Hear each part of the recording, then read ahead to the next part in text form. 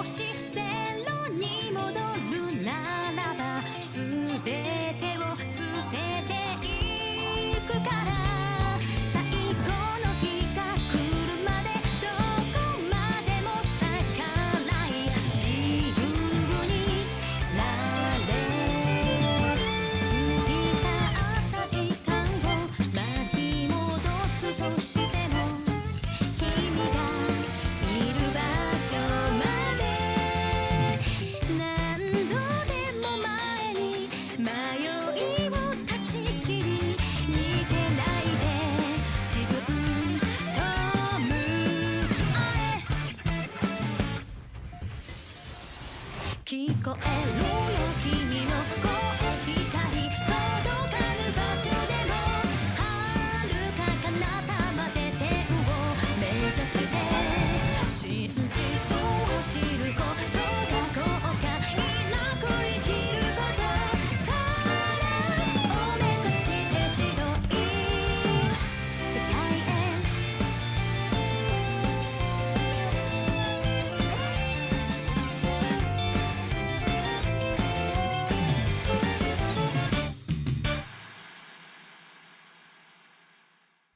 Hello, everybody. Good morning, good afternoon, good evening, wherever you're in the world. My name is Jack, dexterous, call me whatever you want. It's Tuesday, which means more trails beyond the horizon. Quick shout out to Love Latte. Thank you for the follow 3 days ago. I really appreciate it. And yeah, hope everybody's ready for the next van route we've got going on. So without any further ado, we're just going to kick right bloody into it. Hope everybody's had a good day. I'm waiting for a contract from a job offer I got, so I'm hoping I get through soon, because I want to hand in my notice period at my current job, basically. So hopefully I'll get that over in the either today or tomorrow. We'll see. But for now, it is Trails time. We're going to move into Van's route, the final lie. So this kind of ends a bit before the others do, which then suggests there's maybe a little bit in between before we get to the actual launch of like extra stuff, I guess, maybe. So yeah, we'll see. We will see.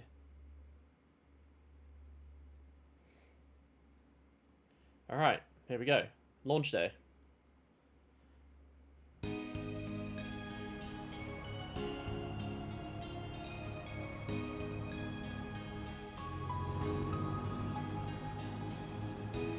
Yeah, we're back in La Nuit de Shred Noir.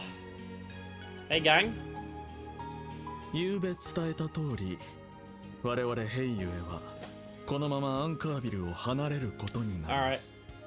See you later. すまないね、アークライド君。アーロンたちもまだこの地の安全が確かめられてもいない最中ではあるが、一応最低限の連絡係くらいはクーロン銀行に残しておくつもりだ。何かあれば連絡してくるがいい。何を考えてるのか知らねえが、やっぱりアシェンやギエンじいさんの方とも完全に連動してやがるみたいだな。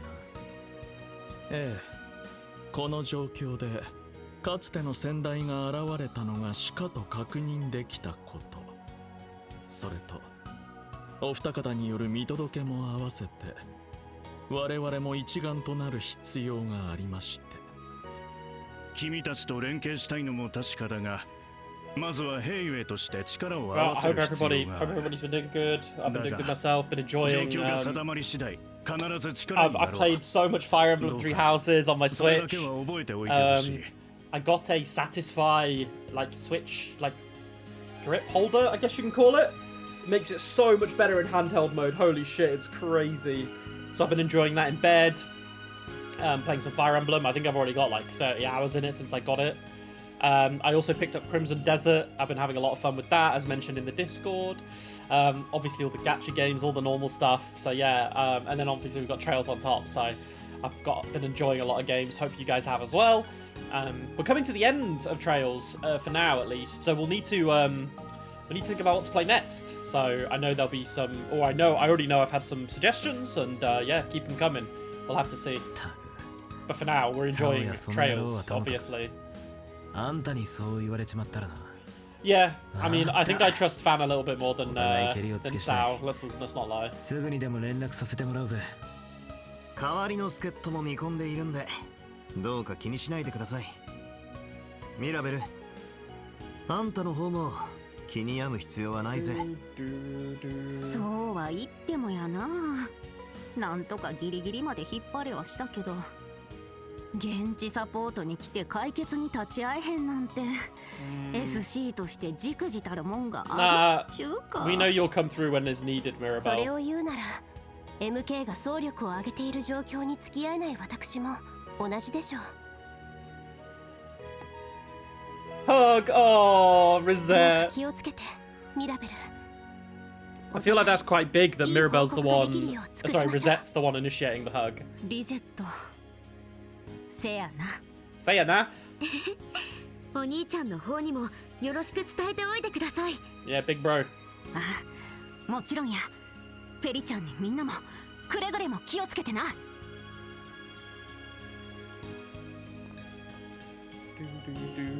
Bye, gang.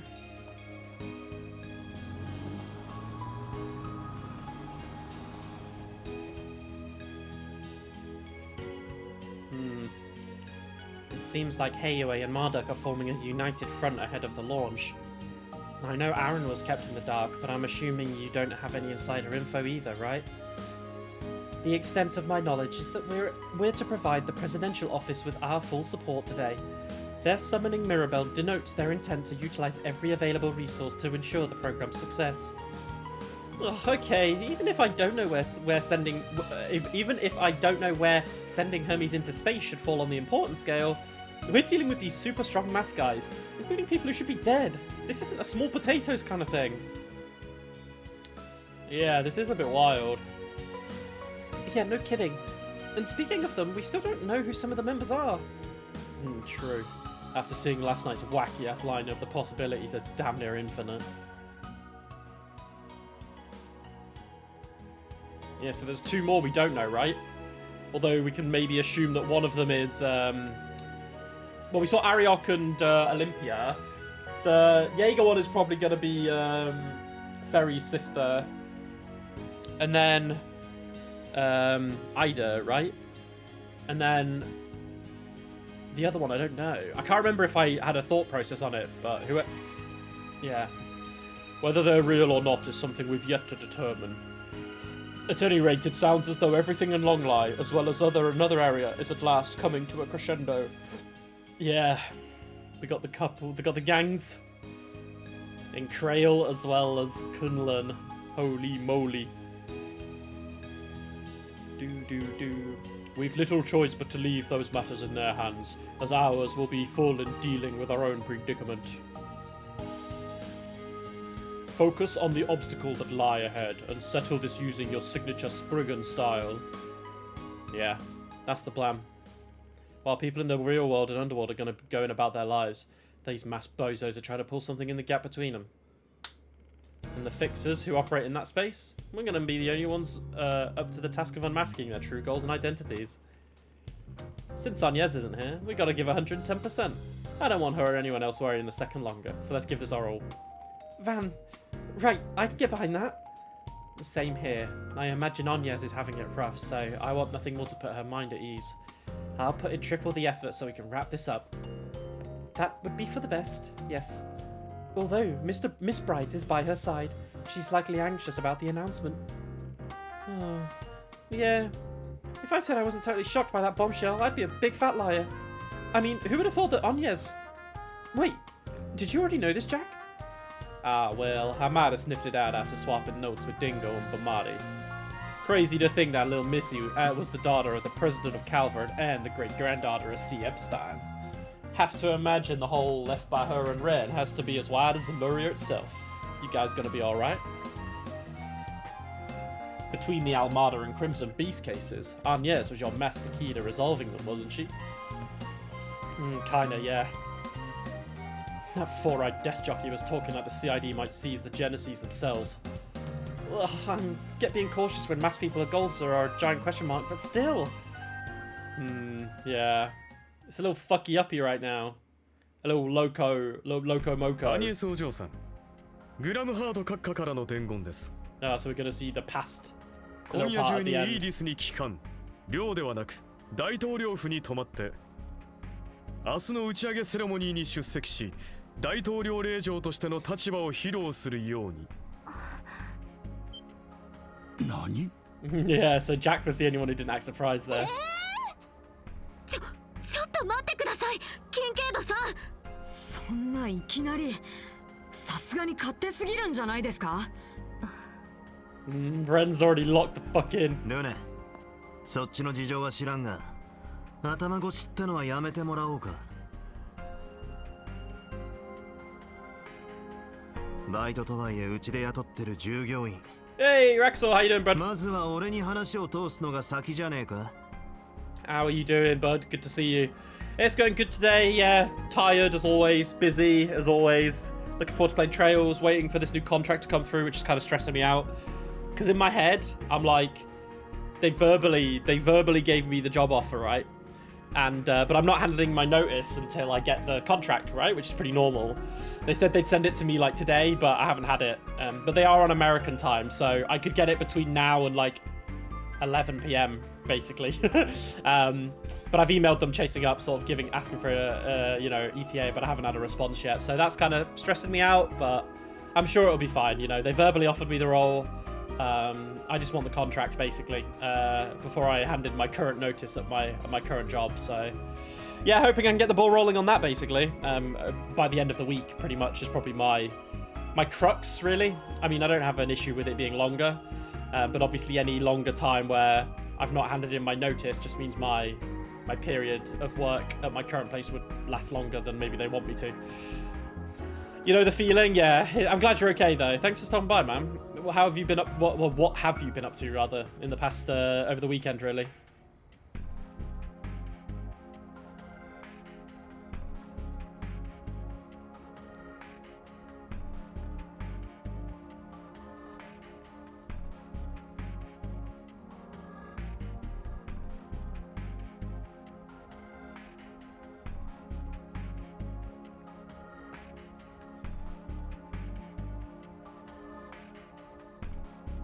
Alright, one sec guys, sorry, I just need to adjust something on my other monitor. There we go. Wii Game's still continuing to play Shovelware. Oh, nice! Wait, Shovelware? I feel like I've heard of that game. Let me Google that.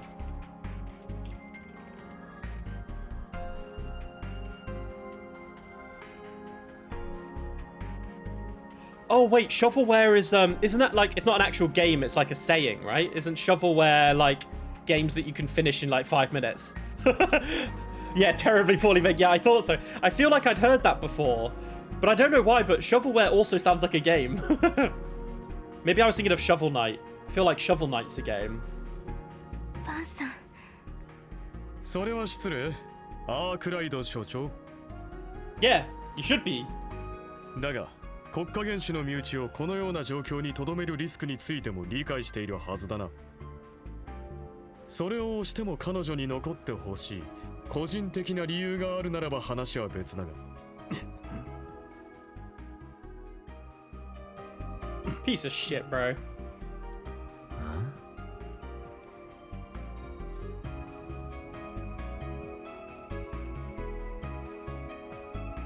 Oh, I just got an email. My offer will go out today by end of business day. Oh, baby. Oh my god, now that's such a weight off my shoulders. I don't have to worry about it until like the next day. Alright, I'll respond back. Hang on, this is important. Hi, Judy. Thank you for the fast update. I really appreciate it. Looking forward to accepting the offer.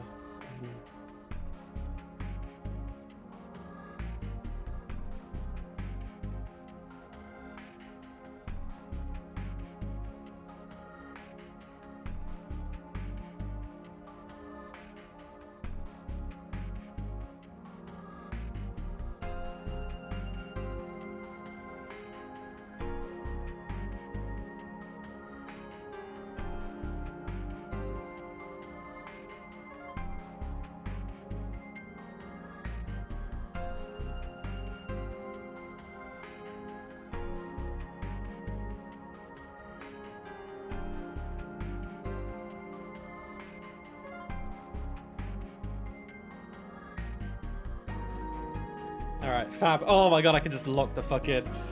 Yeah, I know. Her name's Judy, right? Her name's Judy. She's lovely. She's a lovely American lady. She's been, like, my point of contact throughout the whole process. She's honestly super friendly. Really like her. But every time I saw her, I just was like, Judith? She's a bit older than Judith, I'll just say that. But she's lovely all the same. She's probably a bit more locked in than Judith. So I'm not sure if comparing them is really fair. They both have their own benefits, you know? I feel like the Judy I'm talking to is a bit more professional, is probably the bottom line. You're looking forward to Pragmatica this month. Oh, I've not heard of Pragmatica. What's the role in? It's a GRC analyst, so I'll be a governance, risk and compliance and analyst. So it's a bit of a like move, it's a bit of a horizontal move because it's not, my current position is cybersecurity assurance, like I work in assurance for cybersecurity, but there's a lot of transferable skills between assurance in security as well as governance, risk and compliance that I've kind of had some exposure to. So it's basically just like opening up more opportunities for me in the future, right?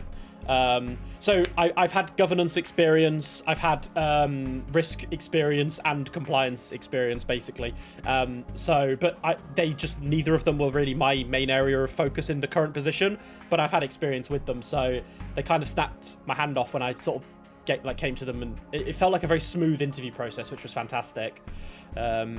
Yeah, exactly. With security and governance, it rolls over. When companies went AI, this all goes out the window. Yeah, exactly. That's the thing. Yeah. Luckily, I think it should be okay in my position. I should be fine, but touch wood. Touch wood. All right, cool.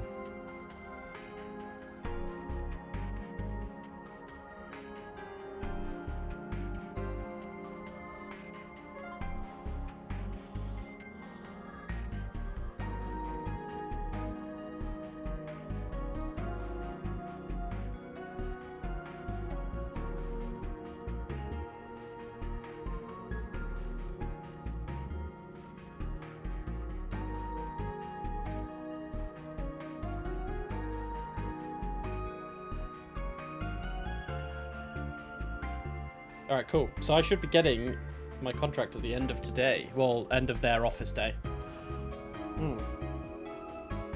So that'll give me time to review it tonight, sign it, send it back, and then hand in my notice tomorrow, really. We'll have to see. We'll have to see. Anyway, sorry. I'll have to think about when's the best time to do that. Because I don't know, like, whether...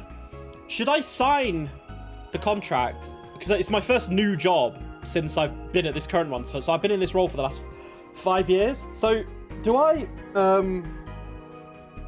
sign the contract, send it back, and then wait for them to have receipt of it? Or like once I've signed it and sent it back, then I can just hand in my notice? Because the thing I'm concerned about is like, I handed my notice and then for whatever reason, this new job, they're like, oh, we don't need you anymore. We don't want you. And then they just cut me off. But I feel like once I've signed the contract, then I have a bit more leeway. So, yeah. But it should be fine. I don't think that'll happen. They very explicitly stated they really want me. So, I'm an anxious person. I have terrible anxiety in situations like this, okay? Ooh, yeah. So, is he insinuating... Like, obviously he's insinuating here that he knows about the night that Anya's confessed to Van. Is he saying that, like, if Van had said, like, I love you back, that Van would have had grounds to keep her with him? I don't think that really makes sense, because I would feel like the president of the country and his daughter, he probably has a bit more sway in it rather than her boyfriend. But I get it. This is kind of to, like, bring it to light about what happened, really. Poor Agnes, man.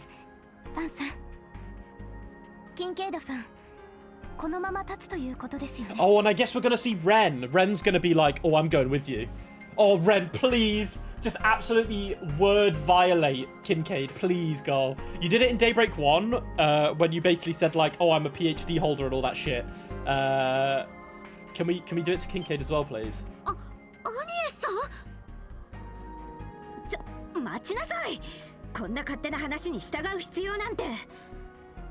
Eh. 今からでしたらギリギリ日が変わる前に閣下とお話できるでしょう。そうですか。 Okay, so if she wants to speak with her 父 dad, も she has to 忙 go しいでしょ now. うし、それを逃したら時間は取れなさそうですね。わかりました。でしたら私の方は構いません。アニエさん。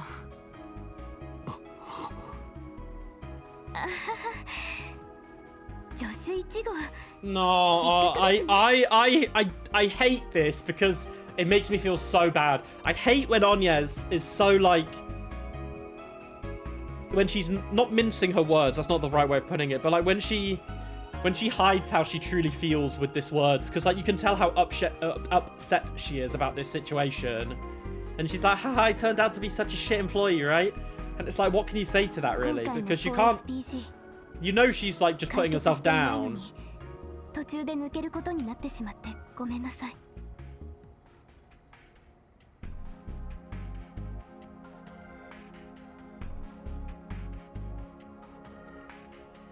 皆さんもあまりに底知れない相手ですけど、どうかくれぐれも気をつけてください。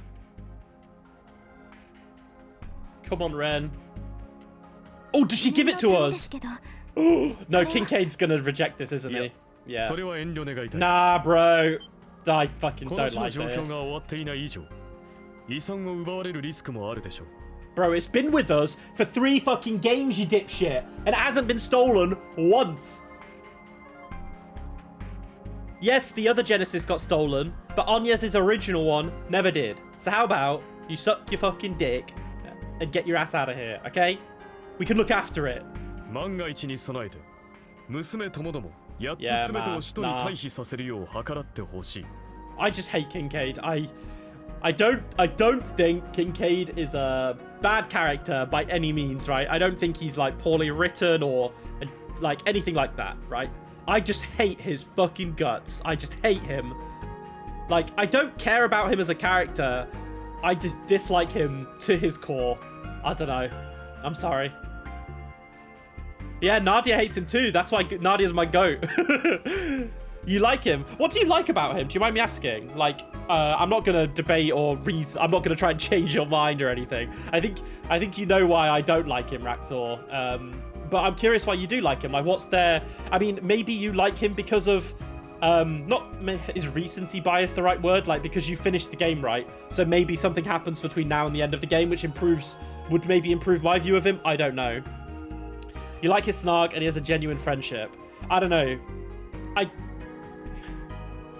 We don't really see his friendship with Elaine too often, but I feel like if he was truly a friend of Van, he would be a bit more forthcoming. It feels like he values his job more than he does his friendship, which I kind of get in a way because of his like level and position. But I think he knows how capable Van is and stuff, but I guess he's, yeah. Anyway, I just hate his guts is probably the bottom line for me. But yeah, obviously he's been close friends with Van and Elaine since their childhood, right? So グラムハート閣下からのオーダーです。そんな。当然の配慮かもな。I mean, I can understand it, but we're not going to be able to send it to the Grendel. マフィアは一通り抑えたが、あのイクスと使徒とやらは潜んだままだ。この地が大鳥で、別の場所で何かをやらかそうとしてる可能性はゼロじゃねえが、やばい匂いは消えてねえ。まだ使徒の方が安全ってのは確かだろう。So bottom line, he's still looking after her, but like, I feel like he's lying to himself here because it's not stopped him from keeping her close by recently. お前の方でちゃんと持っておけ。I think he's trying to comfort her here and convince her in a way. 物分かりが良くて助かる。まあ、いざという時はオークションで落札したという。Yeah, I feel like us keeping the replica is maybe gonna give us some kind of benefit. 遺産を参考に作られたらしきレプリカ。いざという時の保険に使えるかもしれんぞ。If that can turn us into the Grendel, then sure, I guess. Yeah. I mean, it has definitely powered up at certain situations. Yeah, that's true. 当然のように把握してんのはともかく。ま、せいぜい当てにしとくさ。でも遺産を参考に作られたって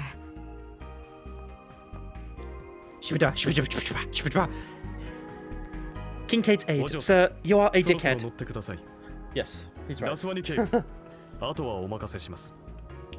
首都からの増援も来ているそうですし、彼らやギルドと合わせて対応していただけると。勝手なことを。 Yeah, exactly. だがそちらが手を引くなら、こちらはこちらで You know what? You know what? Daswani, he's up there. Daswani's actually kind of a real one. He's a family man. He loves his daughter and wife. He's good at his fucking job, and he sticks to his fucking principles. He's kind of goated. I mean, he's been the same all 3 games. I have mad respect for him. アールトン SC And できれば Alvis, 早め yeah, に true. MK のメイン You 業務 wanna への復帰を know? お勧めする。 I can't remember their names. But Daswani and his you know, his partner, the younger guy who had girlfriend troubles. You know who they remind me of? They remind me of is it Inspector Donovan? And the other guy from Crossbell. They remind me of those two. Like Daswani reminds me of the Inspector, and then the blonde one who's his buddy partner. I can't remember his name either. They remind me of those two. And Donovan was also a real one. I think his name was Donovan, Inspector Donovan. He was the one who helped Noel's sister when the grenade was thrown into the police building. Oh, what? What was her name? What was Noel's sister called? Oh, what? Oh, what? That's all I remember. Every time he submitted stuff. What? Yeah, Fran. That's it. Fran was so cute. I loved Fran. Absolute babe. Fran was so cute. Yeah. I mean, I really like Noelle. I can't lie. Noelle was my kind of vibe. I love short-haired, like, tomboys. I just have a thing for them. But Fran, like, personality-wise, I think, was probably more fun. But together, they were a deadly duo. そちらの方はご随。計画への干渉以外は多めに見ましょう。 Ooh, so they're basically just ignoring Heiyue こ now. れはご丁寧に。協定もありますし、そのあたりは安心していただけると。取り決め以外についてはこちらの好きにさせてもらうがな。あんたに言われるんは腹立つけど、とりあえずは了解や。Get in the fucking car. Ren, my girl. What's she? アニエさん。 Oh, Ferry and Cutie aren't happy about it. Give him a hug. 大丈夫です。フェリちゃん。あの仮面の女の人のことも含めて、バンさんたちのこと。I don't like when Anya sounds like this. She's so solemn.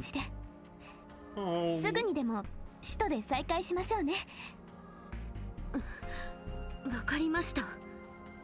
アニエスさんのお誕生日会もありますし、無事みんなで首都に戻りますから。Oh God, it's curtain already. I'm kind of crying already. I love their man. The day, fuck man.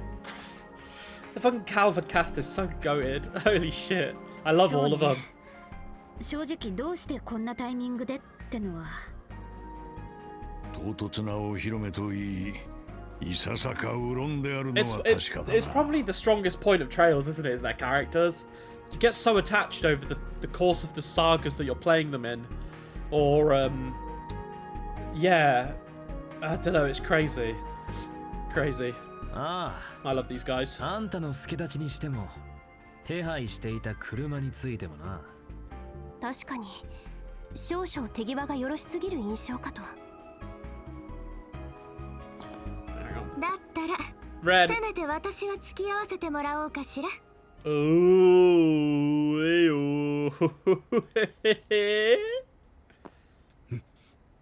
Oh, Kincaid! He did not expect this. レン先輩。オデットたちへの引き継ぎが残ったままこっちに来ちゃったのもあるし。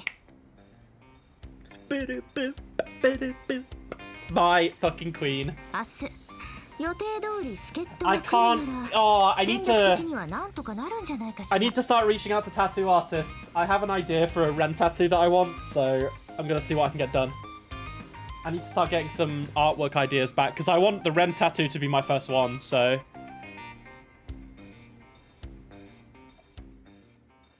Ooh, yeah, we've got backup. ああ、こっちは問題ねえ。アニエスの方についていってくれ。そうするわね。くれぐれも気をつけてちょうだい。Oh, not got anything to say about that, Renee. 勝手に決められても困るが。ま、心配というならやむを得まい。Yeah. I think what I don't like about Kincaid is it feels like he always has to have the last say. Like, were I the inflexible sort, I would not be happy with this, but I guess I'll let it slide. Bro, it's not your fucking choice, bro. You're not the president. Shut your fucking mouth and let Ren go with her. Her 同 bestie. 情を許可する。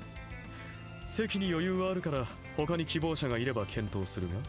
Does anyone else go? I don't think they do. だったら私も Oh yeah, Dominique. Dominique goes with them as well. I forgot about that. Get him, Cougar. おばあちゃん？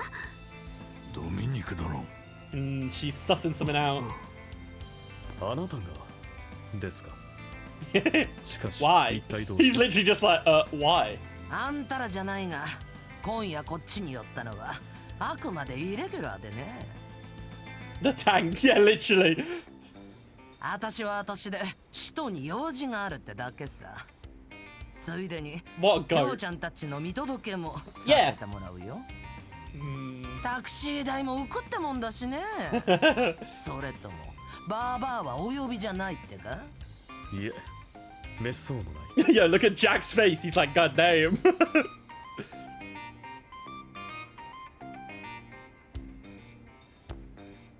いいんじゃねえか。この状況だと頼もしい限り Yeah, だ。 Dominique's kind of cracked.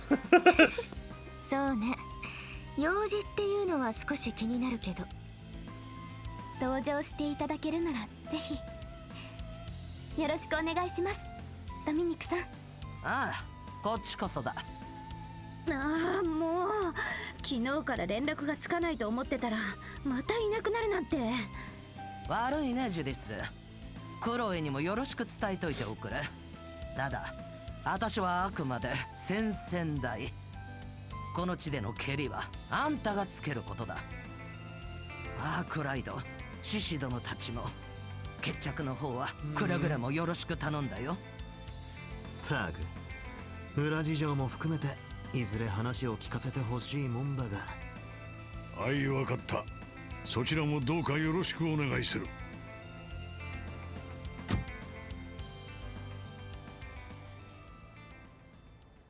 Don't give me sad 繰り返 music. しになりますけど、 No!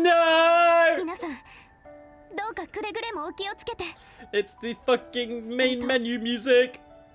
明日の打ち上げが終わってこちらが片付いていなければ戻ってきますから。それはさすがに。なんとか片付けて戻れるよう頑張るから。お誕生日会盛大にやりましょうね。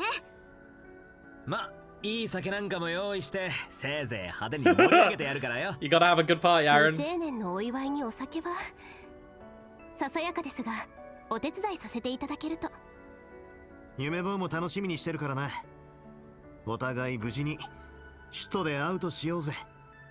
用事が片付いたら一足先に I'll do that 事 tomorrow. 務所で書類整理でもしててくれや。I need to buy. Oh yeah, that's a good point actually. I'll be streaming on Thursday, but it'll be later because I think I have to go to London. I have to go to the office. So yeah. Just a heads up. はいわか I りまし think た。 I think I streamed actually last time I came back from London anyway, so I don't think it'll be too different from that. やれやれ。 It'll just be a bit later, probably like 一足先に失礼するわね。 maybe like 8 p.m. UK time. But once again, I'll keep you guys updated. 明日エレインたちが助っ人に来るかどうかはともかくせいぜい生き延びろよバン。言われるまで Yeah, we'll be fine, bro. と we'll っ be とと蹴り fine. をつけてお前らのうさんくさい計画を暴いてやるから覚悟しとけよ。やれるものならやってみろ。I think I kind of get a view that they're going to space and destroying the like facade for the betterment of humankind, right? But it's still so, like Van said, it's still so stinky and like Yeah, why are they hiding so much, basically? Because they're not doing themselves any favors. Ugh, having those schoolgirls worried about us kind of pisses me off. Can't blame them entirely, though, especially after seeing what that red-headed bastard can do. Yeah, and that masked soldier was really strong, too. I wonder, could she be someone who's like Ix? Or she's more like the two from yesterday? Yeah, I get it. It's obviously so crazy that they're having to hide it. And they fully understand that hiding it makes them seem super suspicious. I don't doubt them in the sense that I think they're doing anything evil. But it's just, how can I think otherwise until they give me something to go off of, right? So yeah.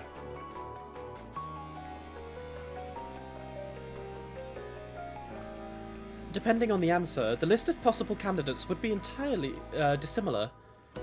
And there's also the matter of who created the white replicas. That's still a big unknown.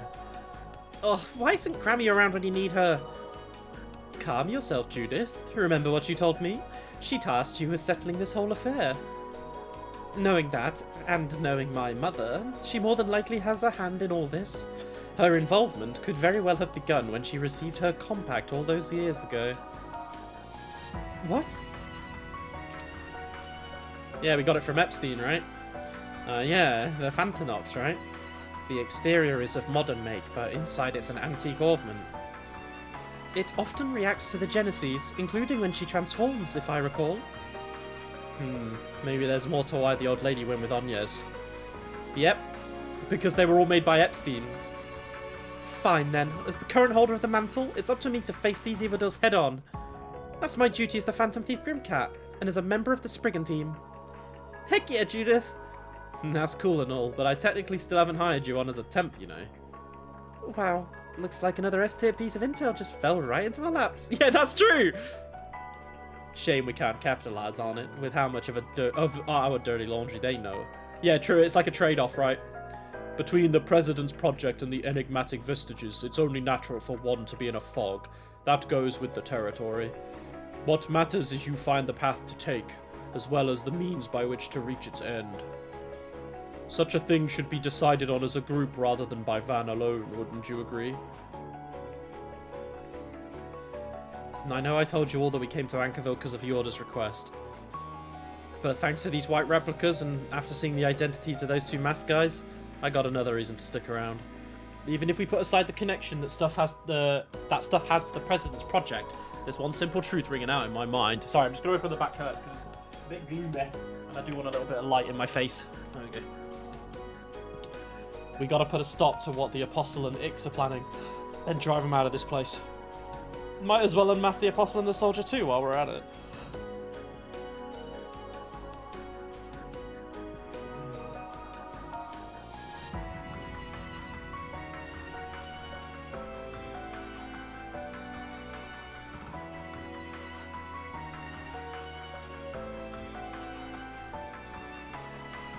That's the end I want to reach with this 4SPG.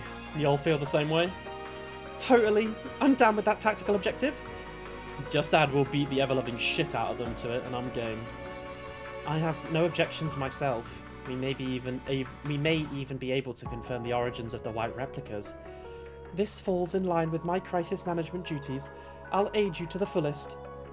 Goes without saying, I'm with you all the way. We'll kick them out of the city and into next week. Seems we have an accord then. Very well. You have my support as well. As Judith's predecessor, and as resident of this city, I'll be happy to provide whatever help I can. Don't forget about us. I'll still charge a fee for my services, but I'll give you the friend discount. Appreciate that. I'm in your debt, Master. Chloe. Oh, I'm so glad she's with us! Yoda's back! 朝早くから飛ばしてもらった甲斐があったみたいね。Elaine as well? Yeah, we knew both. So these were the two we knew. Who were the other two? Elaine and Yoda. Well, you made it. ええ、ジョルダーノさんに頼んで早朝からここまで飛ばしてもらった。Giordano. Quickest enforcer to party member timeline. Yeah, honestly, true. Ren had to go through a whole fucking, what, 5 games? Actually, no, technically Ren was a party member in Sky the Third, but she was still Ouroboros then. And we didn't get her as a proper party member until... Wait, no, it was even longer. Cold Steel 4, right? Yeah, so for Ren it was, what? It was the 9th game that Ren was a party member. Properly, I would say. No, but actually no, if we're talking party members, then yeah, technically Ren had 3 games. Because Yorda's still obviously a part of Ouroboros. But Yorda kind of had, what, 2 games? Yeah. Oh yeah, because technically she was still bedridden this whole time, right? Oh yeah, of course. She put like she was tracking Ix, right, with her demon arm thing, and that fucked her up.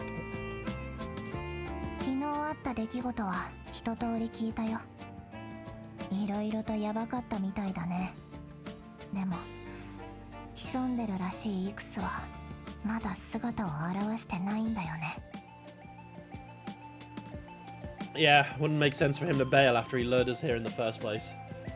The redhead, sleazy pile of shit, and the other soldier women are off the game board. Wait, who was the soldier woman again? Oh, no. Are they off the game board? The next ones to try and make a move are probably going to be the brat and that apostle guy.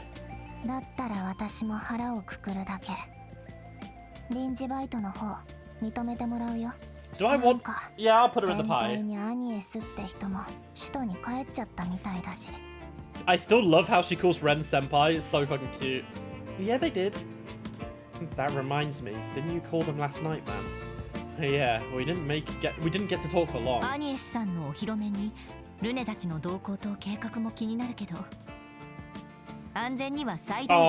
I'm gonna have to do some Orbman updates, aren't I? 問題は彼女たちが抜けた戦力ダウンでしょうけど、せめて私も助立ちさせてもらうつもりよ。遊撃士としても、あなたたち裏解決屋のパートナーとしてもね。Phew, I can feel my stress levels going through the floor right now that you're here. With the threat level being currently unknown, your presence is a great relief. Nice to add a reliable collaborator and part-timer to the deck. This is working out just like I hoped. You're our aces in the hole. Don't let me down. Oh, I wonder if there's going to be a scene where Elaine finds out that Anya's confessed or something. Why does Trails get me? Yeah, exactly. I mean, it's just Japanese voice actors. They're just so fucking good. They're just so fucking good. I don't think I've ever heard a bad Japanese voice acting in a video game or anime, personally. I don't think I've listened to anyone and gone, they're not doing a good job. They just fucking know what to do. 2 stage to orbit Orbital Rocket Independence 2. What happened to the first one?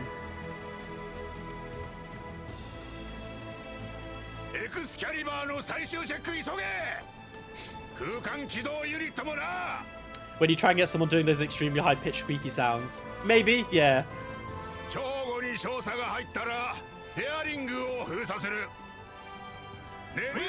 Oh, sorry, I cut you off. Ah, here they are. We haven't seen Esmeralda and Cronkite in a while. 大丈夫みたいだね。コックピット内の G は心配だけど。まあ、少佐ならば心配無用だろう。全2回の発射時の数値以上のシミュレートを何度もクリアしている。Yeah, Esmeralda sounds like she's fucking smoking the good kush every minute.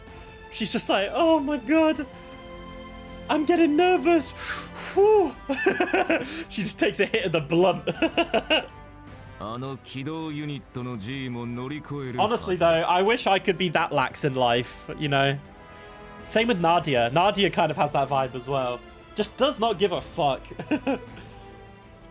そうだね。エルメスさん。エミリア少佐だったら、春のなかったことになったクーデターでもすごい腕前だったし。Oh, braces are here.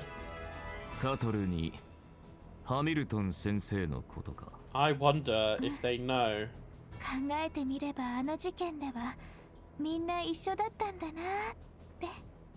あの時は私がおかしくなっちゃったけど、今は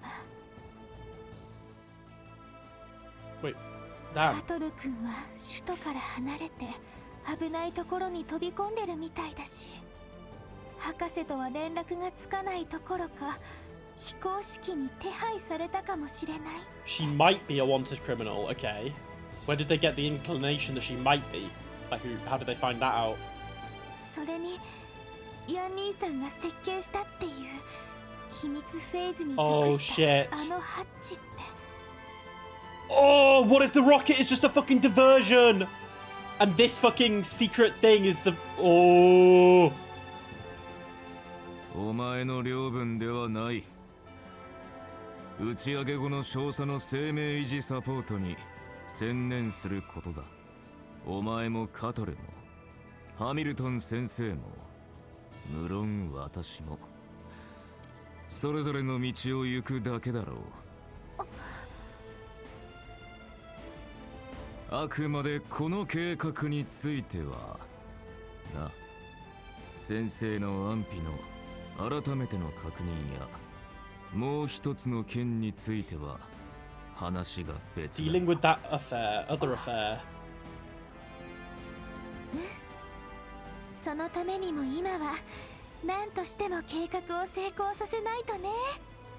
それにしてももう一つの件か。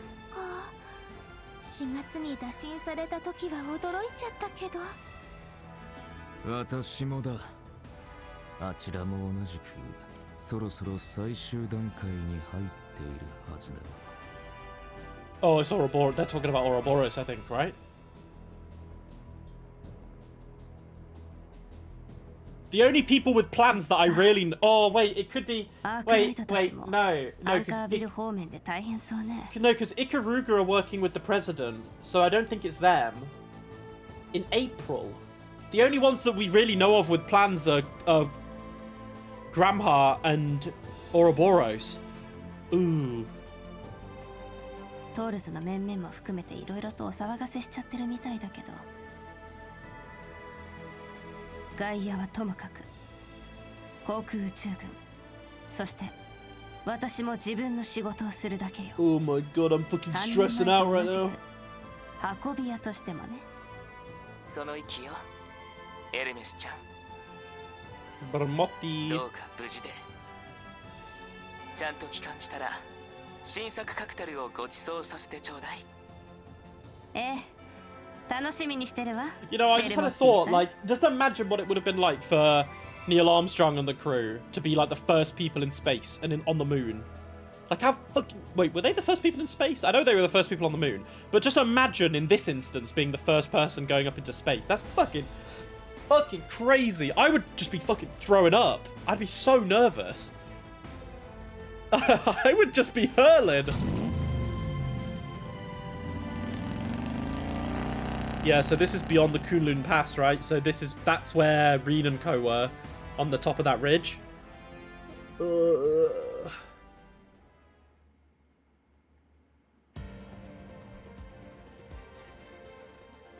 fuck me. What is going on? What the fuck is going on? 15時までの降水確率は 2%。 整備班から最終チェックに入ったとの連絡がありました。マスコミ対策は CID 方面で完了とのこと。一般視聴者向けの公式映像も各パターンごとに準備できています。 The official footage for each scenario. Oh god, are they covering up something?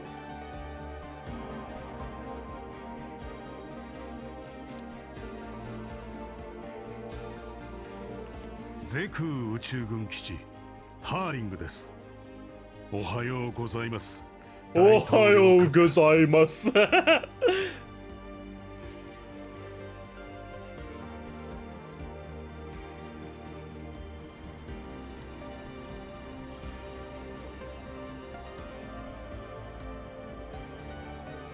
Oh my god.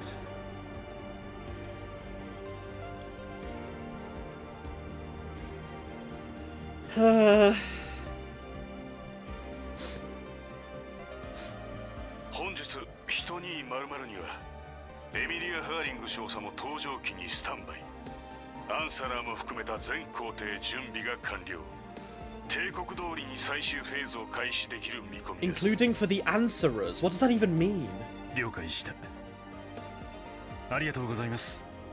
ハーリング閣下、3年もの間元部下の高等無形なわがままに付き合っていただいて本当に感謝に耐えません。 Okay, I'm a bit interested to know where this goes because I feel like there's no way we get all this hype and then we just go back to Van's crew and they're like, anyway, we got a few Force Brigands to do. カルバードのいやゼムリアの未来のため君はこのやり方を選び実行したのだ。恐ろしく傲慢で間違いなく独善的で Self-righteous, それで huh? も唯一無二と思われる解決方法、多分 There's probably the best Force Brigand in the game coming up. Oh, okay. Exciting. Now you're getting my hopes up, Fraxor.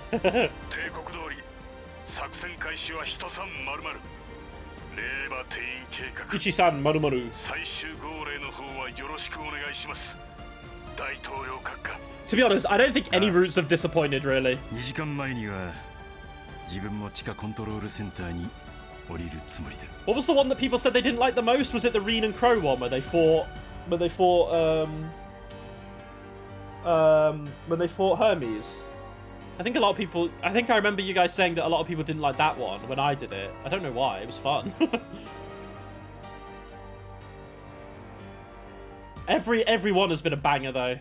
Oh my god. He's looking at his family pictures. That's how you know it's cooked. そんなことって話は分かりました。正直まだついていけませんけど。What the fuck are you telling her? でもお父さん、本当にそれでいいんですか? If it's oh wait, hang on. How did he what did he say? The solution is high-handed and undeniably self-righteous. Ooh, okay, is Graham Hart gonna just fucking sacrifice himself for this? Sophie, Lilia-san, どうか安心してくれ。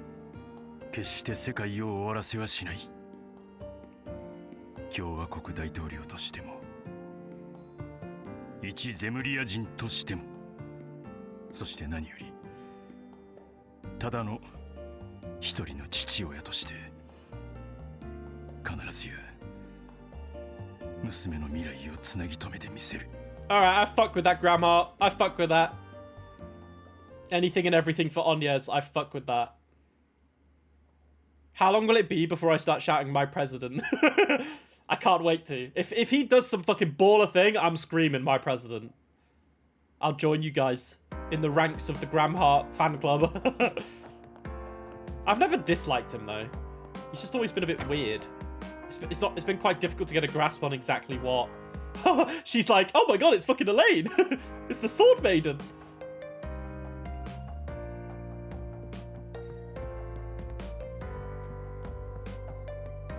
Bro, can she just wink at me every minute of every day?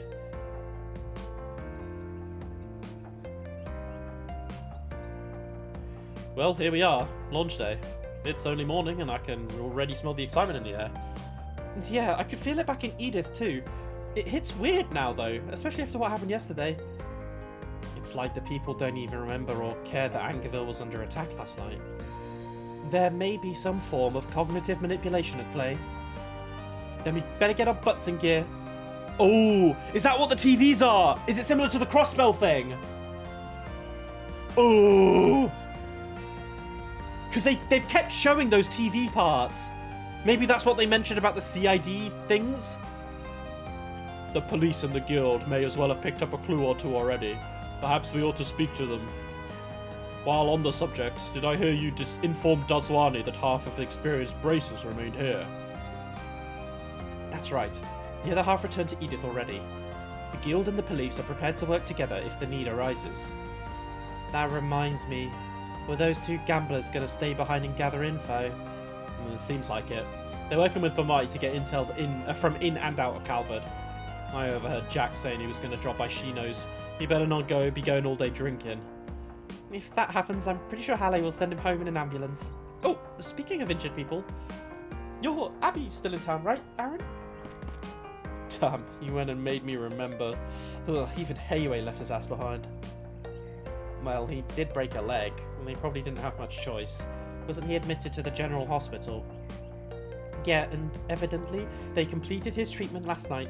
Perhaps we should pay him a visit. No, no, no, no! Anything but that. I'm not giving that deadbeat a second more of my time. Yeah, too bad.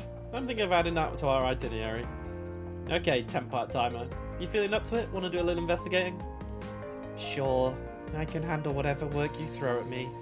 Even when I'm not using my shadow powers, conducting espionage is as easy as taking candy from a baby. Well, someone's confident. Alright, it's 7:30 now. We'd better get to it. Yeah. Okay, everyone. Time to begin our final round. Hoorah! Let's get this done on Anya's behalf. Right. Then we can hurry on back to the capital. Alrighty! Okay. Heiwei isn't really here anymore, so party time. And by party time, I mean Yorda for Aaron. There we go. There's my party right now. Judith, you can sit on the bench. You've been overworked recently. Yorda's back. And she's better than ever. And by better than ever, we're going to make her better than ever. Boom. Boom. Boom. Oh my god, these things are so cheap. Hell yeah. Okay. We've opened up every slot for you. We can do these as well. Darkness. I mean, Pluto Nova is already pretty sick. Cetus. Grand Rock. And Black Tentacle. Okay, Quartz. Okay, she has Seraphic Force and Regen Guard. Sure. We need Wind here. Wait, what the hell is Crisis Force? Chance of all stats S on near turn. Death Star. Oh, I don't really care about that. Okay, we need Wind here. Okay, we'll try and get a Wind thing, and then maybe we can replace Cast 3 with another of these. Yeah, so we need to get 6 there. We want to get Heavenly Fortune, which is Mind and Water, so maybe we can stick HP 3 here. And then we need Mind. Mind 2? Mind 1. That should give me 6, right? Yeah, so we got 1 there. And then here we can do cast... or action 3, rather. Yeah. We can put cast 3 here when we... Actually, I should do that now. Do I really? I don't know. I feel like if I get Wind here too, that's going to be super helpful, no? Yeah, so what should we get? Like Strike, Wind... Oh, sorry. No, Evade. Evade. Okay. I think I know what I'm going to get. Where's the shop again? Sandra. Alright. We're going to be doing some shopping and Force Brigands today then, eh? Buy items. Anything new? Hell yeah, there is. Alright, we've got weapons to give. How nice of her to just upgrade her shop as soon as we get here, basically. Wait, whose is this for? Mystic Cane? Oh, wait.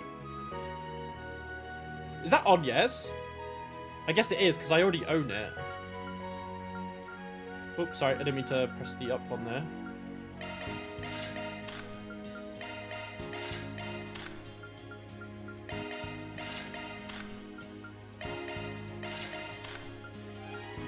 Burgard has become one of my favourite characters in the party to play with. Alright, cool. Armor, anything new here? Cutie. Oops, I Probably should have just stuck that on you. I guess Aaron can have this too. Battlesuit doesn't really give much for anyone. Okay, these are specifically for ladies.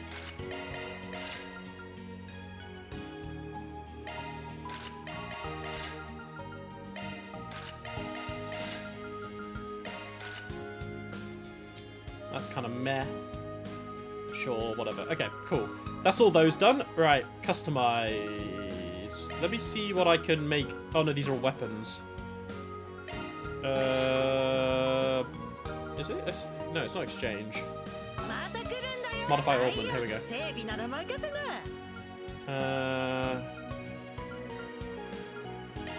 Okay.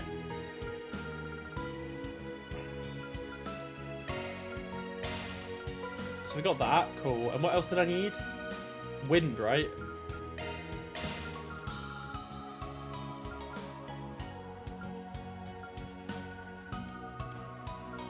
We can get a strike. Alright. The order. So here we want wind. Oh, I already have an evade 3. Whoops. I missed that. Okay, Revenging Arrow 2. We just need a strike here. And then we need... Oh, this is 5. Ooh, I'm 1 off. I guess I have to go impede.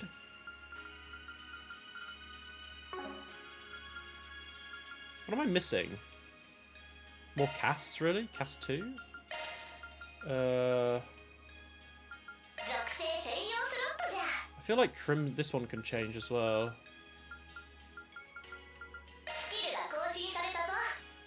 Yeah, we need impede.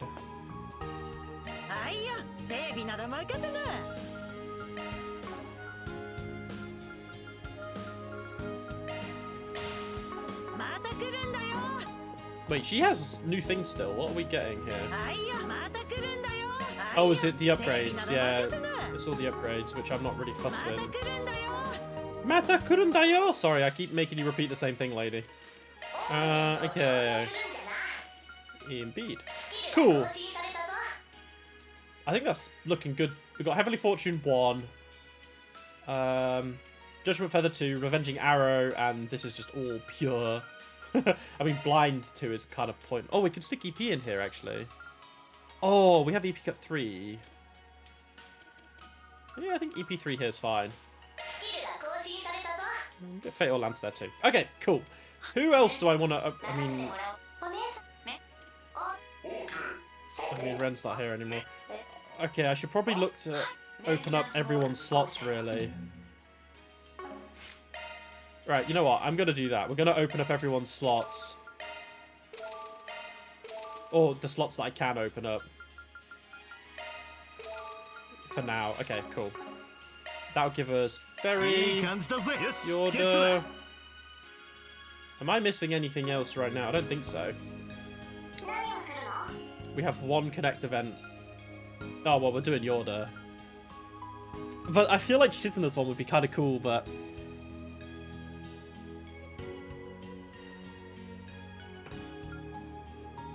I think I want to do Yorda, just because Yorda's so cute.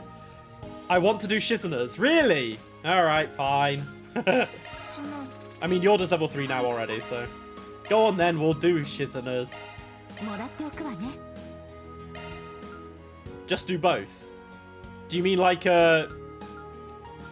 the pillar thing where we get to view the other one? Oh, I'm gonna have to have a whole stream where I go through the old ones, right? Fuck.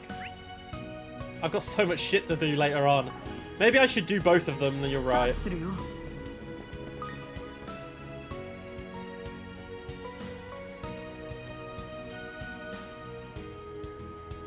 Yeah. It definitely does feel like they're letting things just go by. You won't get that until later, or you could save and reload. Yeah, I could save and reload. It's not a bad shout. Maybe I should. But I wouldn't mind going to do it later. I think having like a whole day dedicated to doing the extra things will be pretty fun. Actually, do you have anything left in the bargain bin? I feel like the bargain bin is just for things you miss, right? So I guess that means I'm not missing anything, which is a positive sign.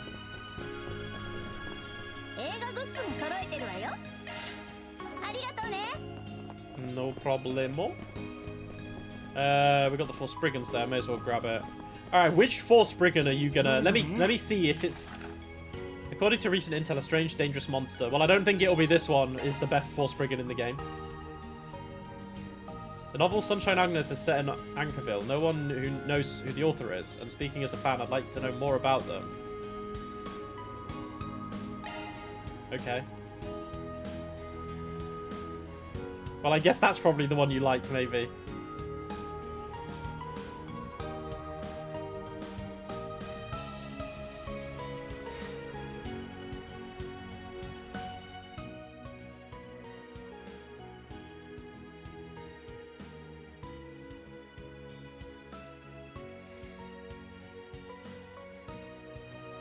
I feel like they're going to be the same person.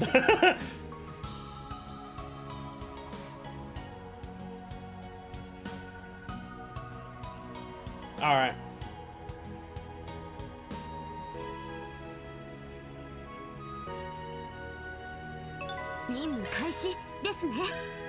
Novel author. Okay.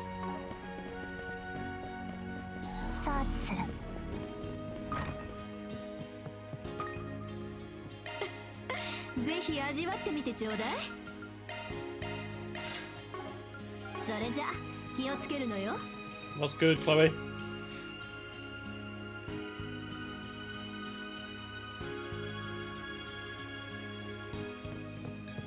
I'll count on you all the time.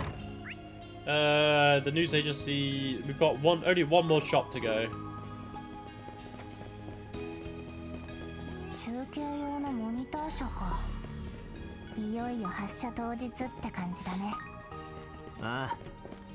I don't like this, you know. The TV ship. Oh. Whenever I drink coffee, my nose kind of blocks up a bit. It's a bit weird. Ladies?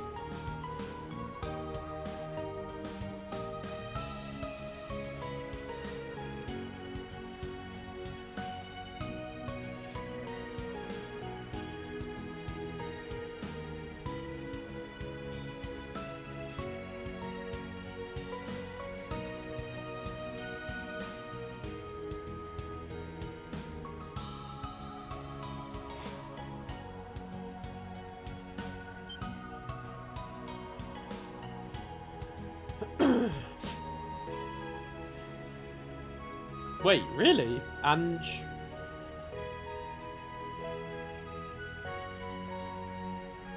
Wait, what did these two... What happened between these two?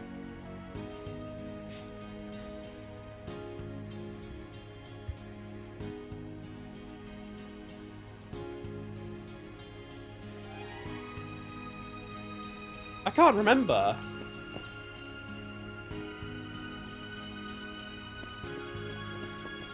If I'm supposed to know anyway, I can't remember.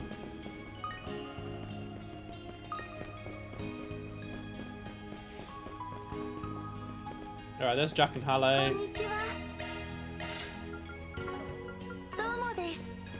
Domo desu.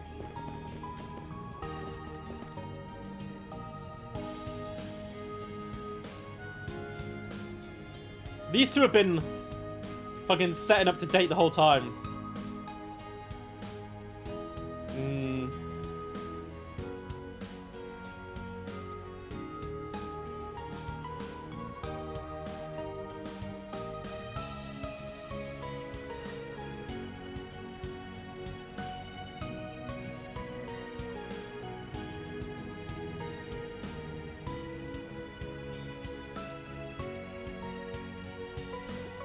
Aw, that's so sweet.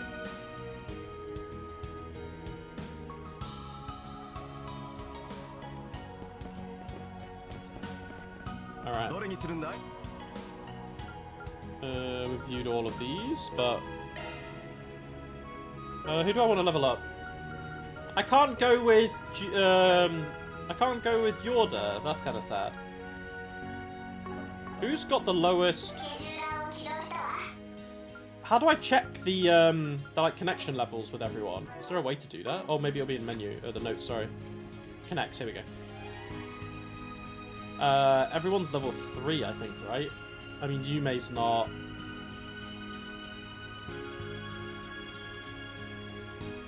All the main characters level 3. Okay, so I can really go with anyone. I won't go with Ferry or Anya's because you're maxed. I guess. Wait, Rosette has a gift to give, doesn't it? Yeah, so this is Rosette now. Don't need to worry about that. Okay, so who else? QT's a little bit behind. We could do QT and Burgard, maybe?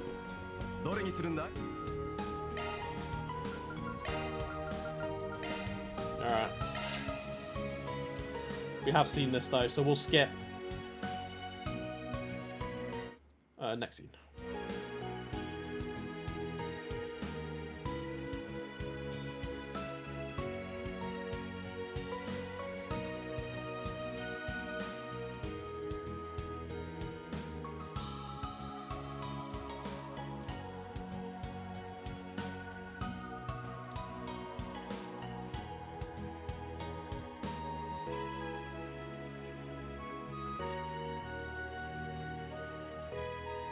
Yeah, I do kind of love that story of like delinquents going into boxing and then like changing their life through it.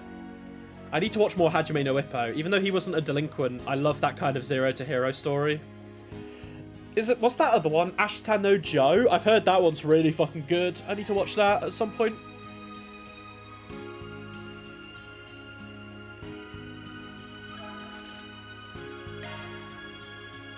Oh. Bird Gods didn't go up. Maybe it's because he's already seen the movie? My bad, G.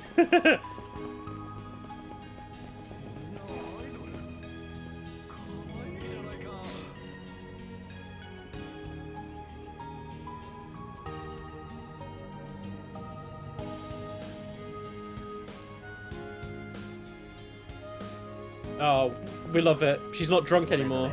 At least I hope she's not. There's a matter I wish to discuss with everyone at Arkwright Solutions. I know you may be otherwise occupied, but would you be able to meet in front of the staff room at the first floor of the hospital? Okay. Sure. Okay, so that's the whole area. We don't have any more to do in... I mean, I guess technically I need to S rank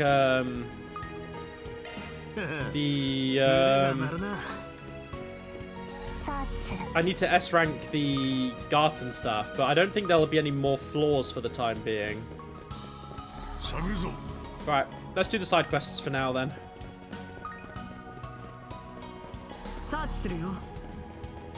I'm still spooked out about these fucking devices.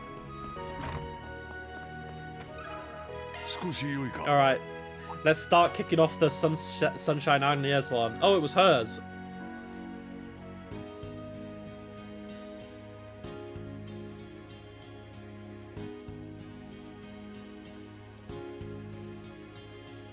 No records of the author here.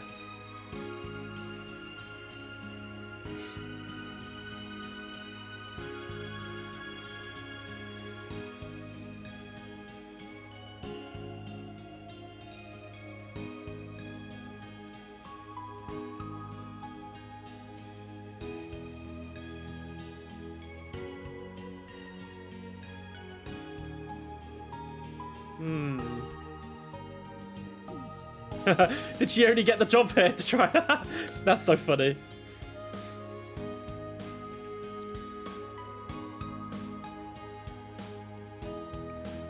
Bless her. I kind of like that Yorda lags behind a bit. I wonder if that's intended. Oh my god, stretch! There's something funny, each character runs differently. Yeah, I've noticed that for sure. さて、 さあ、つるよ。 I kind of like that Yorda lags behind a bit. I wonder if that's intended. ちょっといいですか？ Oh, oh my god, stretch! there's something funny, each character runs differently. Yeah, I've noticed that for sure.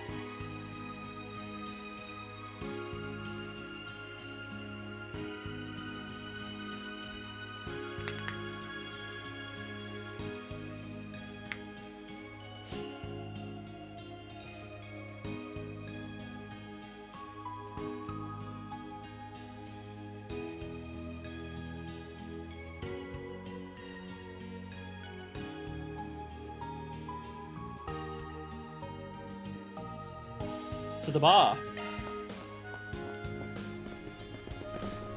Like, it is kind of funny, like, if you look at everyone. The men, like, Burgard and Cutie kind of run the same. Yorda's a bit more, like... because she's smaller, I guess.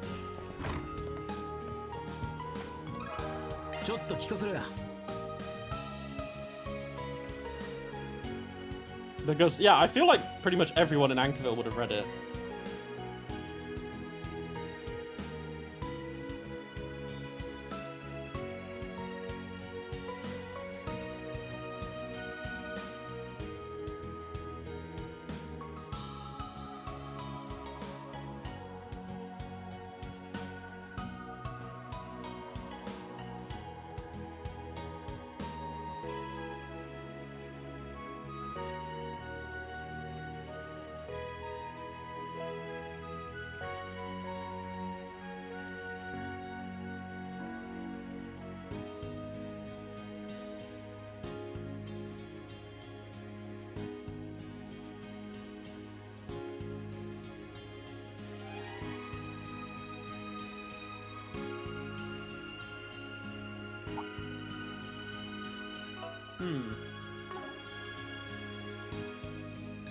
So the book is based on. I still need to read it. We should do a stream. Like,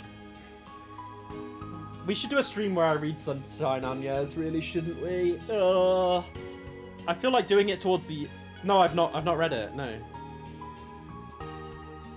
Do I want to read it like now, Raxor?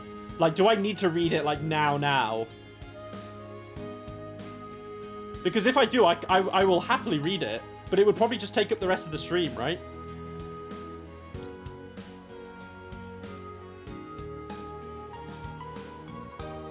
Let me have a look at it. We'll see how long it is.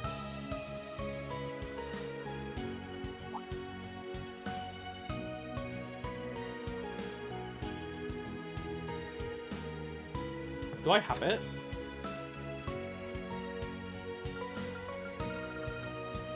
Where can I read it?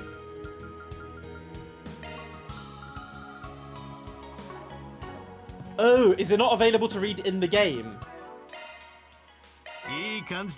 Oh, I've given all gifts now. Oh, okay. Okay, you know what then? Hang on. Let me see how big it is. Because I should probably read it. Now, is it something you want... Should I do it on stream or should I do it off stream? Because I'm happy to read it on stream, but it would... if I do it today, for example, it will just finish the rest of the stream. Like, reading.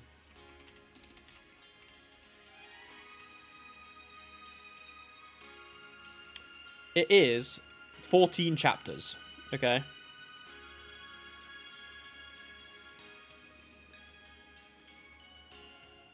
They're not super long. I want to see if there's an easier way to read it than the wiki. I know there's the audiobook is 1 hour, but I would probably talk a little bit quicker than that.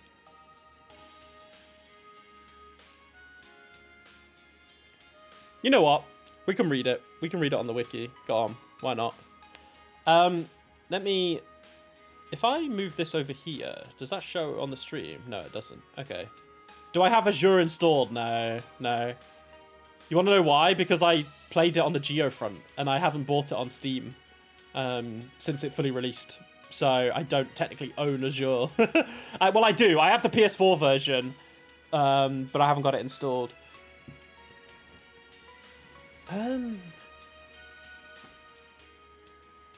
If I just type Sunshine Agnes, like chapter 1.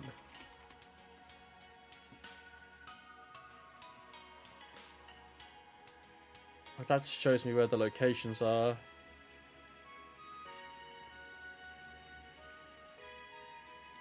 You know what? We'll do some reading. We'll do some reading. I'll tell you what. Let me put a note right here. Let me edit this. How do I edit what the text actually says?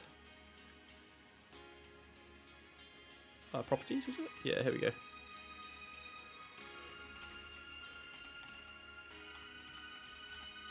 Hang on. I can show it on the screen.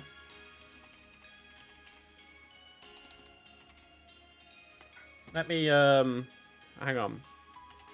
Let me just open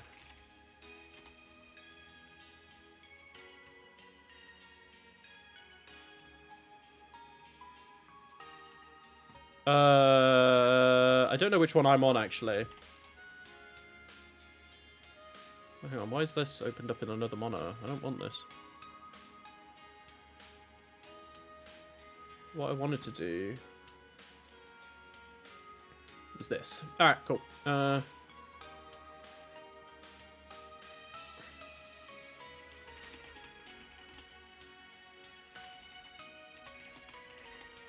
will load it up, though.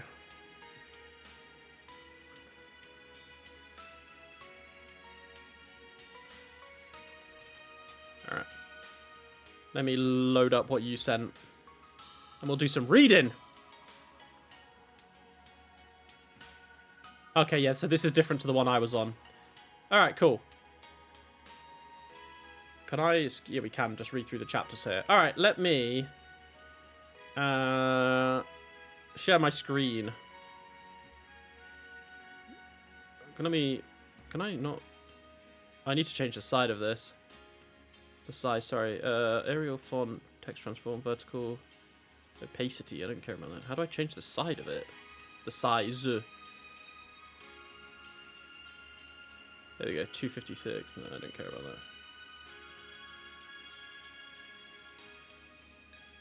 that. Boom. There we go. Alright, we're reading Sunshine. We're reading Sunshine on Yes right now. I'll put it at the top. Oh, I'm going to need to change the... Oh god. So this is a display capture, so we're going to hide the game capture.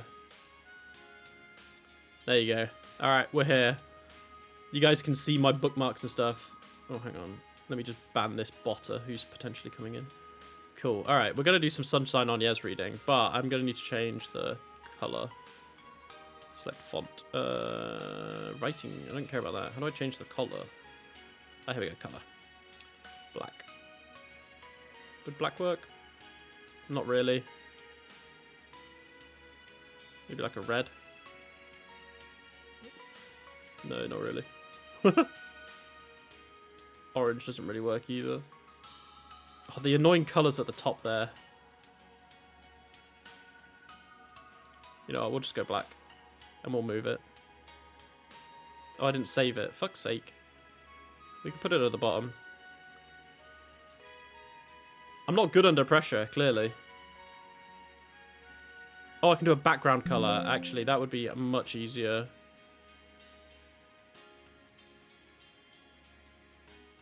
Wait, why is it not showing up as a filled out background? Oh my god. Oh, background opacity. There we go. Alright, cool. We're reading. Alright, lock in, guys. We'll have some Daybreak music on. Oh, sorry, Daybreak. Thingy on in the background. Okay, so it's 13 chapters, I think. So we'll see how much we get going. But I probably should read this. Alright. Chapter 1. The Cream-Coloured Girl. Edwin Arnold had never been able to get the better of that girl. Not even once. He was confident in his physical strength and thought himself fairly sharp to boot. Yet despite that, he was caught in a losing streak, and that left him a loss for words. Not much had changed since that day, 2 years ago. The ticking of the grandfather clock served as a reminder that time continued to pass inside the cafe. The 19-year-old Edwin, however, paid it no mind as he mumbled to himself in his usual spot by the counter. That's about as perfect as this article can get, right? Having fully incorporated the details from his interviews and proofread the writing 3 times already, he continued grumbling as he quickly made his final edits. If his piece could withstand the scrutiny of the afternoon's editorial meeting, he would finally get to be published. Edwin wasn't about to let a chance like this pass him by. He needed to make sure that there wasn't a single period out of place. The boy raised his head and looked across the counter. What do you think, Agnes? Heck if I know. Who even cares?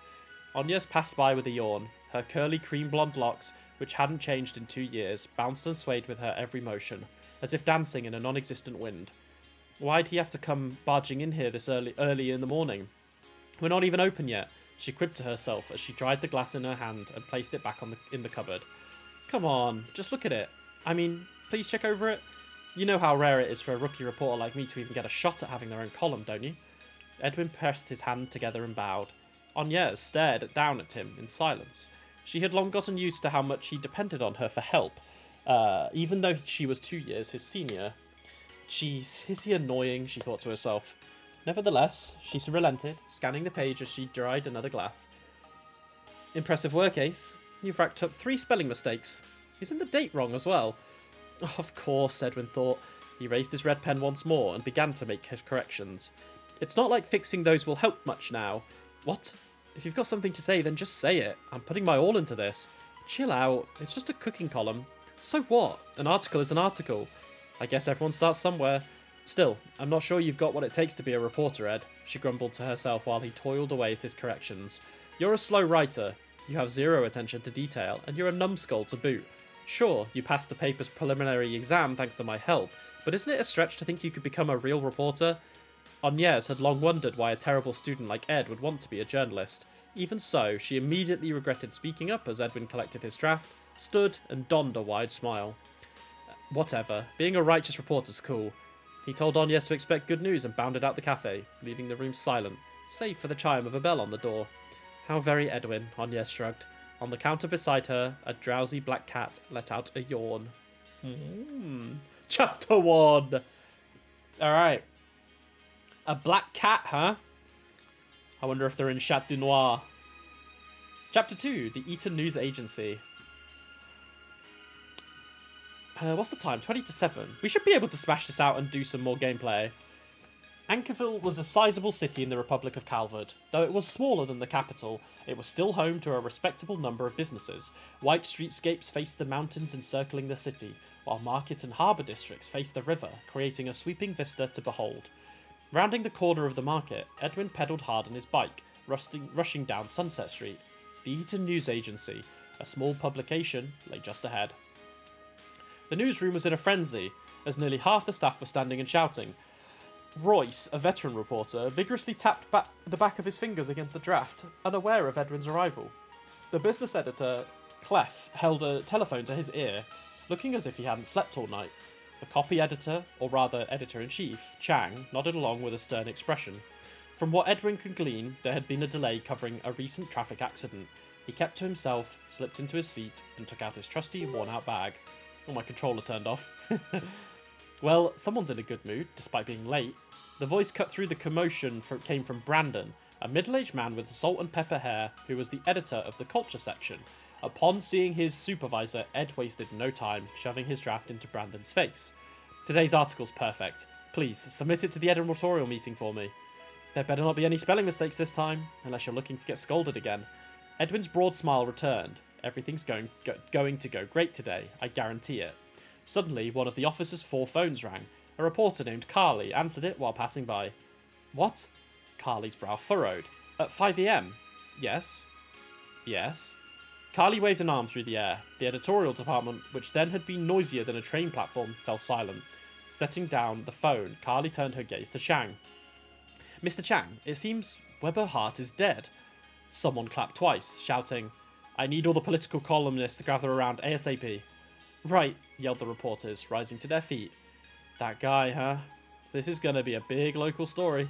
The crowd murmured amongst themselves as more than 10 staffers circled around the editor-in-chief's desk. Who was the Hart guy again? Seriously? He was a big shot around here. He was a famous intellectual. How do you not know him? This one's going to require a special feature. Brandon muttered begrudgingly under the shatter. He tossed Edwin's draft back to him. The afternoon editorials meeting's cancelled. Ed, you're going to be assisting on this story. Huh? But why? Don't why me. I'm your editor, pal. Do as I say. Seeing Brandon scowl, Edwin leaped to his feet by instinct, but was suddenly overcome by a sharp sense of vertigo, as if the ground was shaking. Upon seeing the others in the room do the same, however, he realised that it was actually... it actually was. Sorry. The sound of steel folding in on itself shrieked through the office from outside the agency, the following grating roar of metal grinding against concrete. The cacophony ended with a crash. Through a trembling window, Edwin saw an overturned Orbital bus bellowing smoke into the sky. In a flash, he ran out of the newsroom as fast as he could, bag in hand. It wasn't his instincts as a reporter that made him move, but the fact he could have sworn he saw Agnes amidst the panicked crowd. Ooh, okay. I thought this was an earthquake, but this was maybe because of the Orbital bus being overturned? Anyway, Chapter 3, Golden Eyes. Agnes. Edwin dashed into the street and toward the next block over. He was positive that he really had seen Agnes, as well as confident that he could catch up to her. Indeed, there she was in the crowd ahead. For a brief second, their eyes met, but a fleeting bystander bumped Edwin's shoulder, and when he looked back, she was gone. Why was she running from me? Edwin wondered. Another explosion ran out as the overturned bus burst into flames once again. Edwin cursed as he ran out of the door and off. He ran to the door of the bus and took off his coat to smother the fire. As he attempted to wrench open the door, cries for help spilled out. The bus driver's limp hand dangled from the window. It doesn't matter if my draft ends up in the paper or not, Edwin thought. Never underestimate a righteous reporter. We're going shopping today, alright, Kagamaru? After seeing Edwin off earlier this morning, Agnes was preparing to go out herself. The night before, she had remembered that her uncle's birthday was coming up. Agnes's uncle, who owned the cafe, would be turning 40 this year. Were it Edwin's birthday, she would sidestep the topic as too much of a hassle, though she would still end up getting him something, the way she had last year and the year before. However, she couldn't treat her uncle, to whom she owed so much, the same way. Agnes set down her glass of water to scold Kagamaru, who was still asleep on the counter for the umpteenth time. Are you even listening to me, lazybones? She asked. The black cat's only reply was a deep yawn that contoured its face into an ugly contraction. Honestly. As her uncle carried beer bottles to the back, Agnes let him know that she was heading to her room on the second floor. Maybe I should put on something more comfortable, sorry. She was in and around her room in a flash, returning down the hallway wearing a light tank top. Mid-stride, she grabbed her favourite knit cap from its peg on the wall and put it on as she hummed her way down the stairs. Kagamaru stared at her blankly. What? No one saw me. So what's the big deal? She shrugged at the fussy feline and opened the door. Let's get going, Kagamaru. With a graceful leap, the black cat landed atop her knit hat, sending her cream-coloured curls flying. Ugh, I can't believe you, she thought. The most inconvenient aspect of Agnes's waist-long hair was how much it bounced. She attempted to smooth her locks down here and there, but they simply couldn't be tamed. 10 years ago, Agnes's mother disappeared. Her father was too good to her, so she continued living with him until she was 15. However, her father couldn't give up on finding his wife, so he entrusted Agnes to his brother and left in search of his beloved. In time, Agnes came to understand their feelings, to the point where it made her ache. Her mother surely loved her father just as much as she did. Now, there's a lot of comparisons already here. Kagamaru. Is Kagamaru someone's weapon? I know Kagamaru's it's a quartz as well, isn't it? Kagamaru. I've definitely heard the name before. It's the cat. Yeah, I know it's the cat. I wondered if it was someone's weapon, but it was definitely a it's definitely an ornament, no? Sorry, not an ornament, a quartz. Kageyoshi, I think the cat in Edith is based on it. Oh, okay. 10 years ago, Agnes's mother disappeared. Oh, sorry, no, I've already read that. What to do? Agnes sighed. Multiple stores lined the harbourside market. She'd come in search of a gift, but hadn't considered what she was actually going to buy.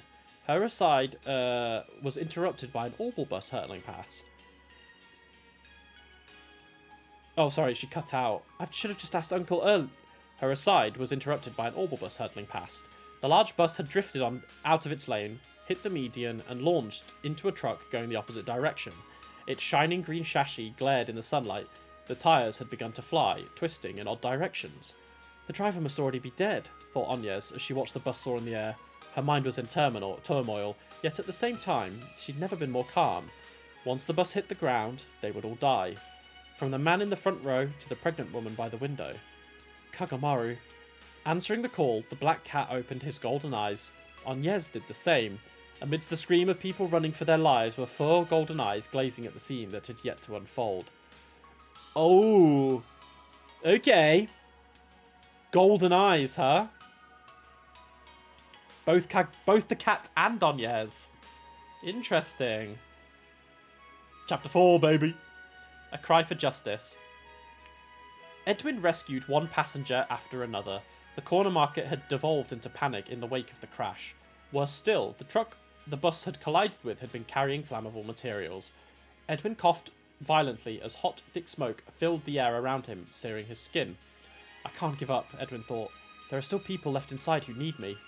Help me. Grab my hand. It's narrow, but I can get you out. Everything's going to be all right. I can't. I'm pregnant. What? Edwin shouted without thinking. He tried to get a hold of himself, but as his thoughts were spiraling, he was only 19. This was the way out of his depth. Mind racing, he frantically tried to calm the woman, telling her to wait while he stood and surveyed the area. Several cars that had been caught up in the crash lay motionless in the street. Brandon and the news staff had followed Edwin outside to assist the rescued passengers. Sirens wailed faintly in the distance. The cavalry was on its way at last. Ed, you gotta get down from there, yelled Brandon. The truck is loaded with gunpowder. It could blow up at any second. Like hell I will. Edwin suddenly became enraged. Why did this accident happen? Why are there so few people helping? He yelled to himself. And why did Agnes run from me? Edwin had a feeling that she fled out of shock after spotting him. He knew better than to be upset, though. It was only natural that someone would run if a huge oval bus came hurtling towards them. The thought, however, did little to calm his rage. Why did you run away, Agnes? You idiot. Who said anything about running? Cold water suddenly engulfed Edwin's body. Bewildered, he turned around, only to then meet Agnes's beautiful blue eyes. She stood there, panting with a bucket in hand. Edwin could only assume it had belonged to a fishmonger, seeing as he now reeked of fish. Nice work, kid. Leave the rest to us. Everyone this way, hurry! A brigade of bucket-armed fishermen and fishmongers appeared behind Agnes. Together, they doused the fires left and right in quick succession. Of course, we're next to the harbour, thought Edwin. Agnes's hair swayed to and fro as she bounded around, barking out orders. You, get over there! You, go fetch a hatchet! This girl's something else, Ed whispered. Ed, get out of my way! That woman's pregnant, right? The girl climbed over the frame of the bus, taking the woman by the hand. Agnes gently coaxed her to her freedom. Then she turned to Edwin. You know this would have been way easier if you hadn't come, right? Huh? What do you have to say that for? Edwin shouted. The girl with the cream blonde hair cracked a relieved smile. Don't worry about it. You really are tense, aren't you? You know that, Ed? After sunset, the clattering of cocktail shakers was the only noise disturbing the silence of the cafe. Agnes's uncle liked to serve the hard stuff in the store that night. The repetitive sound of the shaker was disrupted by the flying open door. Agnes didn't bother to look. She knew it was Ed. So, how'd it go? She asked, still facing away from him. Everyone in stable condition. Edwin recited the facts he had learned from the police and the hospital reports. There were only minor burns and injuries, excluding the bus driver, who died before impact. Considering the circumstances, people were calling it a miracle. One aided by a speedy rescue, of course. Edwin continued. And the cause of accident was... The driver died at the wheel, and the bus went out of control, right? Interrupted Agnes. How did you know that? She shrugged as she cranked up the Orbital radio, which was tuned into a report on the accident. Say, Ed, maybe you aren't cut out to be a journalist after all. Personally, I think you'd be better off working as a full-time hero. Edwin rubbed his hands and glared. Hey, Toots, get me a bourbon. Quit trying to act tough, Ed. I know you don't drink. Here, let me get you an iced tea. As she prepared his drink, Agnes wondered about the bus driver's cause of death. The host on the radio was now covering a different traffic accident. Feels like there've been a lot more accidents than normal lately, she mused to herself as she grabbed a new glass. Okay. So there's a lot more incidents happening. Chapter 5. I can move this down and it views all of it. The winds blow downhill. June gave way to July. On the 4th of the month, Edwin Arnold was set to attend his first ever press conference as an assistant to the higher-ups of the political column. The contentious inheritance of Weber Hart had been a matter of great public interest since the great intellectual's passing 1 month prior. And his closest heir living, his adopted son, died at sea shortly after Hart's own death. Edwin noted as he pedalled his bike. Just ahead is the Cromwell Street Hill. Today's the day. I'll reach the top without stopping even once, he shouted with his trademark enthusiasm. Hart's best friend and the chairman of the board are both laying claim to the inheritance. However, there are rumours that the son's death was perpetrated by the two men themselves. Edwin's breathing grew ragged. That's a pretty common plot. Still, could the rumours be true? Heck if I know, muttered Agnes, watching the scenery go by. She was sitting behind Edwin on the luggage rack. The bike's vibrations shook both her and the insulated bag in her arms. As it happened, there were many coffee lovers in the Eton News, including Ed's boss, Brandon. Agnes delivered her uncle's artisanal blend there once a week. The catering service was little more than a hobby for Agnes, but she tolerated it well enough. The fact that Edwin insisted on escorting her during deliveries, however, was just a bit bothersome. "So, Ed, still looking to land that cooking column?" she asked. "Yeah, I'm supposed to do that one next month, so I'm putting together a new article. Gonna write about whatever's in season after all." A righteous reporter getting his start from a cooking column, mused Agnes. Being with Edwin like this put her at ease, as she fussed over her hair while it was fluttering in the wind. Atop her head, the perennially drowsy Kagamaru let out another yawn. Okay, so the cat's just on her head.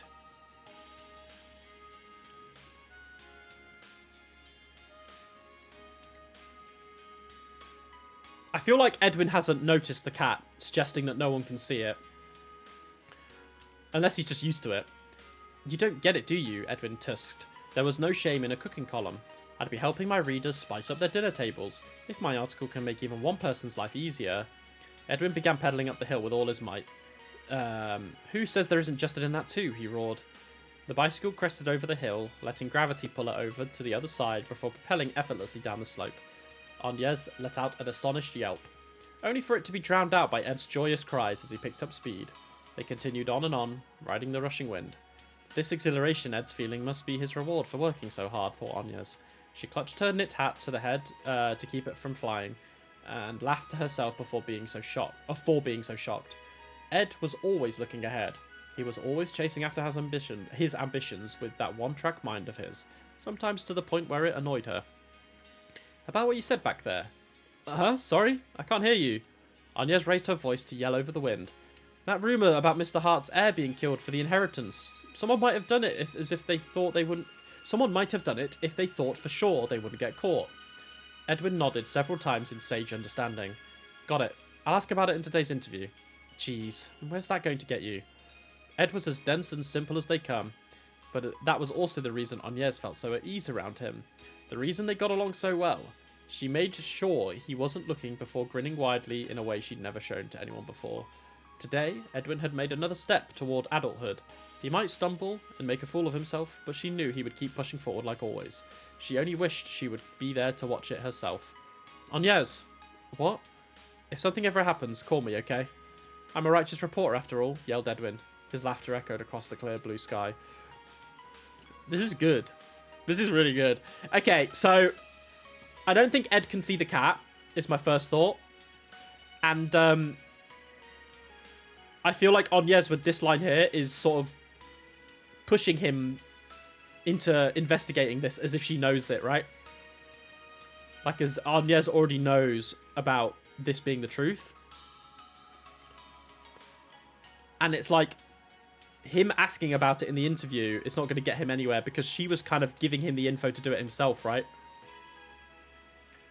Chapter 6, Fisher.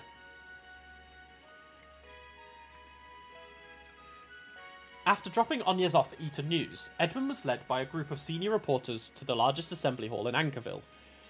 There, he would attend a press conference concerning the matter of Mr. Hart's enormous inheritance. Alright, let's get to this story. Let's go get this story. Edwin psyched himself up. He had been told to save some seats for his team, but as he hurried to the press room, he found himself twisting through a maze of unfamiliar corridors. He wasn't quite sure what was happening. "Where am I? Where in the world is this press room?" Edwin's irritation grew, and as his pace quickened, he checked doors at random, all of which only led to storage rooms and more corridors. He could already picture Agnes sighing and saying something sarcastic about his total lack of direction. Steadying himself, he pressed on. "You really enjoyed this book?" Yeah, this is good so far. To be honest, I think all of the books in Trails are really good. I don't know what my favourite is, though. I mean, Carnelia is just kind of peak, isn't it? I feel like Carnelia's really peak. I also liked the Doll Knight one, Pedro. I think Carnelia is kind of peak, honestly. Just then, a loudspeaker announced the conference would begin in 20 minutes. "That's not good," murmured Edwin. Losing patience, Edwin flung open the nearest door. Upon it was a plaque, emblazoned with golden lettering that read, "Waiting Room 105." Inside stood a man in his late 30s, adjusting the necktie on his rather fashionable suit. Oh, I was under the impression that we still had some time before the press conference, no? He asked. Yeah, Red Moon Rose was good as well. Edwin recognised him. He'd seen the man in photos of the Heart Case major players. He was neither Hart's best friend nor the chairman of the Hart Foundation. Rather, he was the middleman charged with managing all of Hart's assets while he was still alive, someone deeply invested in the inheritance case. You're the estate manager, Hux Montagna, cried Edwin, completely ignoring Montagna's question. I'm Edwin, and I'm with the Eton News. May I interview you about today's press conference? Edwin was completely ridiculous. It was as if he was trying to hog the entire story for himself. Hux was flabbergasted, but Edwin wore his usual serious expression. The division of the inheritance needs to be agreed upon by both parties. I'm not really sure how it would pan out. I'm a tax counsellor, not a lawyer, Montagna explained, sinking back into the cushions of the black leather chair. He'd agreed to divulge what he could, partially out of sympathy. The easiest solution would be to clean a clean 50-50 split. But since there are properties and valuables to claim, items to consider, I can't imagine either party will surrender without a fight. The total inheritance is substantial, right? Could either one of them be gunning for the whole thing? No comment. That doesn't concern me. I see. Then, do you know anything about the death of the original heir, Mr. Hart's adopted son, last month? Silence gripped the room. Montagna, sorry, it's not Montagna, it's Montagna, who had been cooperative thus far, was as still as a statue. Crap, did I go too far? Edwin thought. That's the kind of question the tabloid would print. As Ed realised the impropriety of his question, Montagna, I'm going to get that mixed up every time, quietly shifted his right hand, tapping his middle finger against the end table before touching his temple with his index finger. Edwin wasn't sure what the gesture was meant to convey. Middle finger against the table before touching his temple with his index finger. I'm not sure. Bom bom. Bom bom. This might be a little too frank, so please keep this off the record, but speaking personally, I have no interest in Mr. Hart's inheritance, said Montagna. It's true that there is a considerable amount of money on the line, but I don't believe it's enough to warrant killing someone over. Montagna continued. You may already know this, but there are things this world of even greater value, things beyond human comprehension, like for instance, a clan of magicians perhaps. The newsroom was nearly deserted. All the reporters had left to cover their stories. Agnes refilled the cups of the few remaining staffers as she scanned the room. Between an unfinished draft left on her desk and some unedited posts posted on the wall, Agnes had a decent idea of what tomorrow's issue of the Eton News would look like.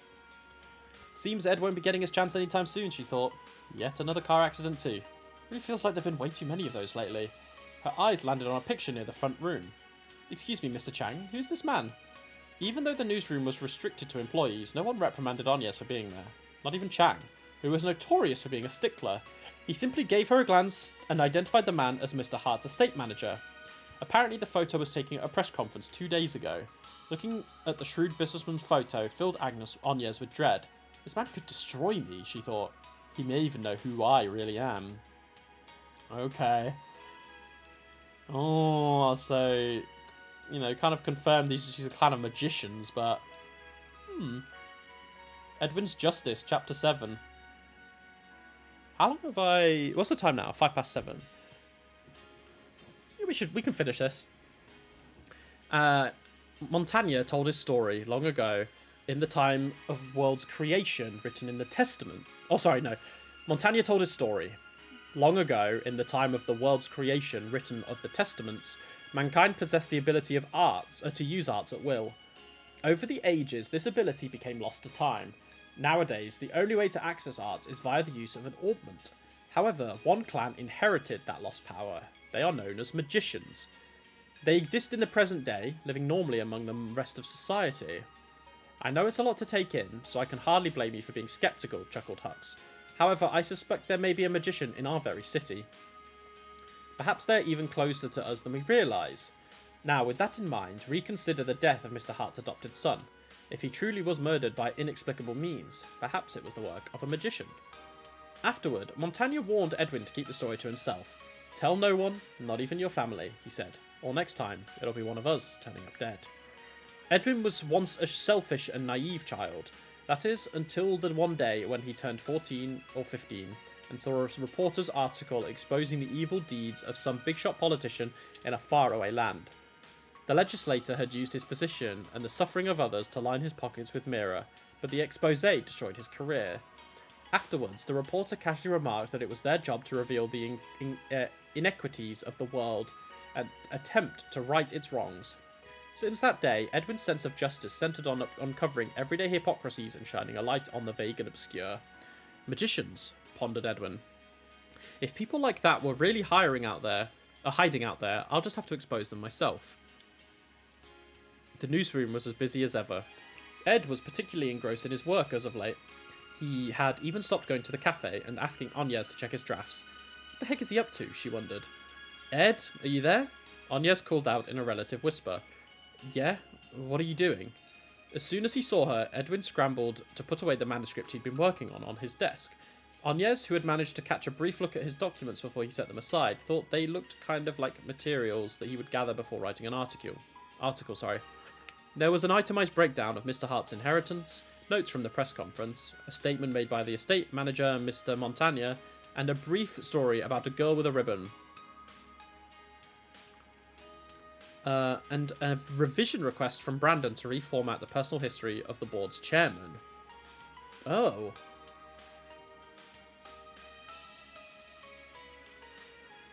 Reformat the personal history?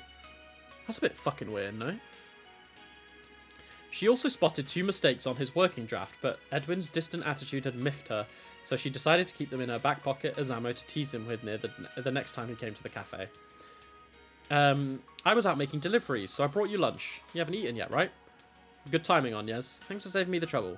Edwin snatched the wrapped sandwich from her hand and made an immediate beeline for the door, mumbling an excuse about chasing a story with his mouth half full.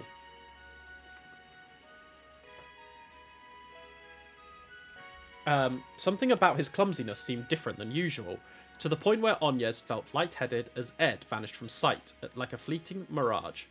Was it just me, or was something off about him? She glanced over to Brandon and Carly for answers, but all they could do was shrug. Looking no less troubled than her, uneasiness and confusion were written all over their face. What does this mean? What the hell is Ed up to? Oh, okay. Getting a bit fucking shifty. Okay, I just need to nip to the bathroom. So, I'll be right back, guys. Ooh. I also am going to get some snacks as well, because I'm a bit hungry. BRB, guys, one sec.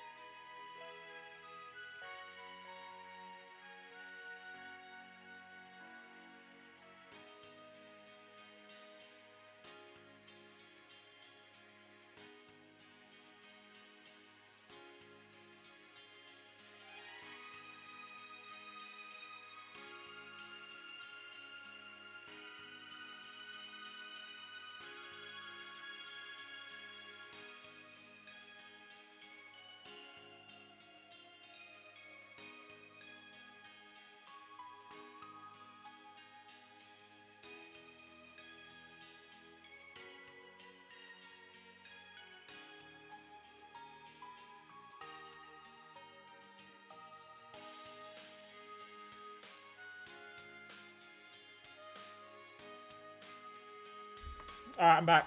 Oh my god. Alright, sorry about that. I just got my contract through for the new job. So I was just having a brief look. So after my stream, I'll be signing a new contract. Starting on June the 1st. So basically, I will, I'll be handing in my notice tomorrow. 6-week notice, and then I'll be starting around June the 1st. So yeah, perfect. I think that should work. 1, 2. Yeah, so I would... My last day would probably be the 29th of May. Yeah, thank you, Rexor. It's very nice. I'm just munching on some biscuits to tide me over while I'm reading through this. That's exciting. Super exciting.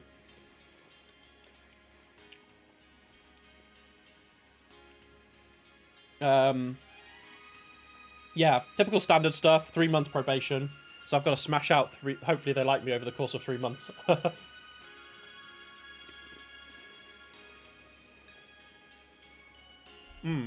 Right, I'll keep reading after I've munched these biscuits. I need to get some energy in me. I haven't eaten since, like, midday, so... What is it you do for work, Raxor? I'm not sure if you've ever told me, actually.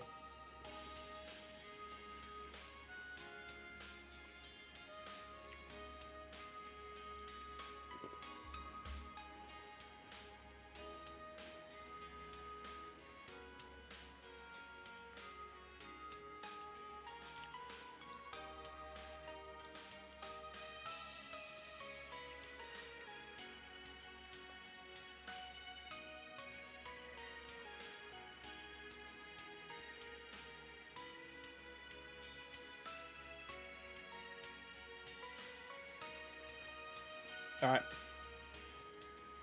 You're a cloud consultant infrastructure engineer. Damn. That's nice. Yeah. So you're more like engineering and cloud focus, which is good. Good industry to be in. No wonder you're always like no wonder we're always so tired and stressful though, right? Like our jobs are, I know people probably think our jobs are not easy, but like do you work from home, Raxor? I feel like you do. But like our jobs allow us to work from home a lot. So I feel like people kind of assume that they're easy, right? But, man, there's so much to do. So much to do.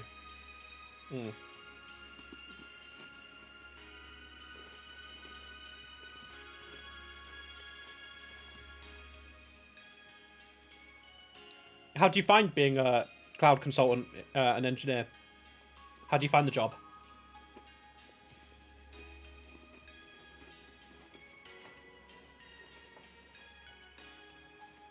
You've done it for years, so is it just like second nature then?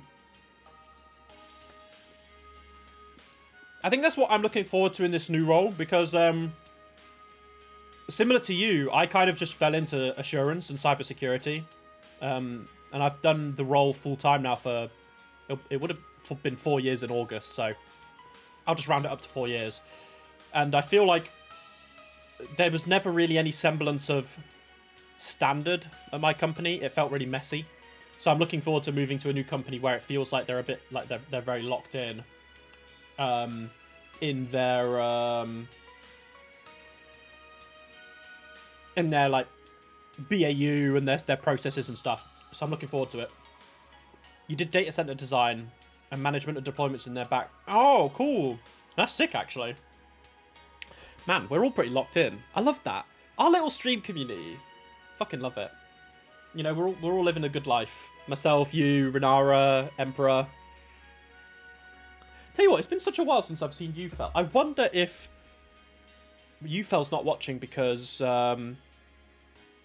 maybe he hasn't got around to playing Trails Beyond the Horizon, because he was super busy when we were playing through older games. Been a long time since I've seen my boy Ufel. Hope he's doing good. Anyway, alright, chapter 8. Let's smash this out. 22 Cards of Fate, Part 1. Agnes was still shaken up by Edwin's behaviour, even after she returned from Eton News. Normally, he was so straightforward and easy to read. But now, She wiped the countertop and rearranged the glasses and silverware in an attempt to calm herself, but her anxiety remained. The only customer, Old Man Perdue, sat at the nearby table. This was the guy we just spoke to, wasn't it? In the game.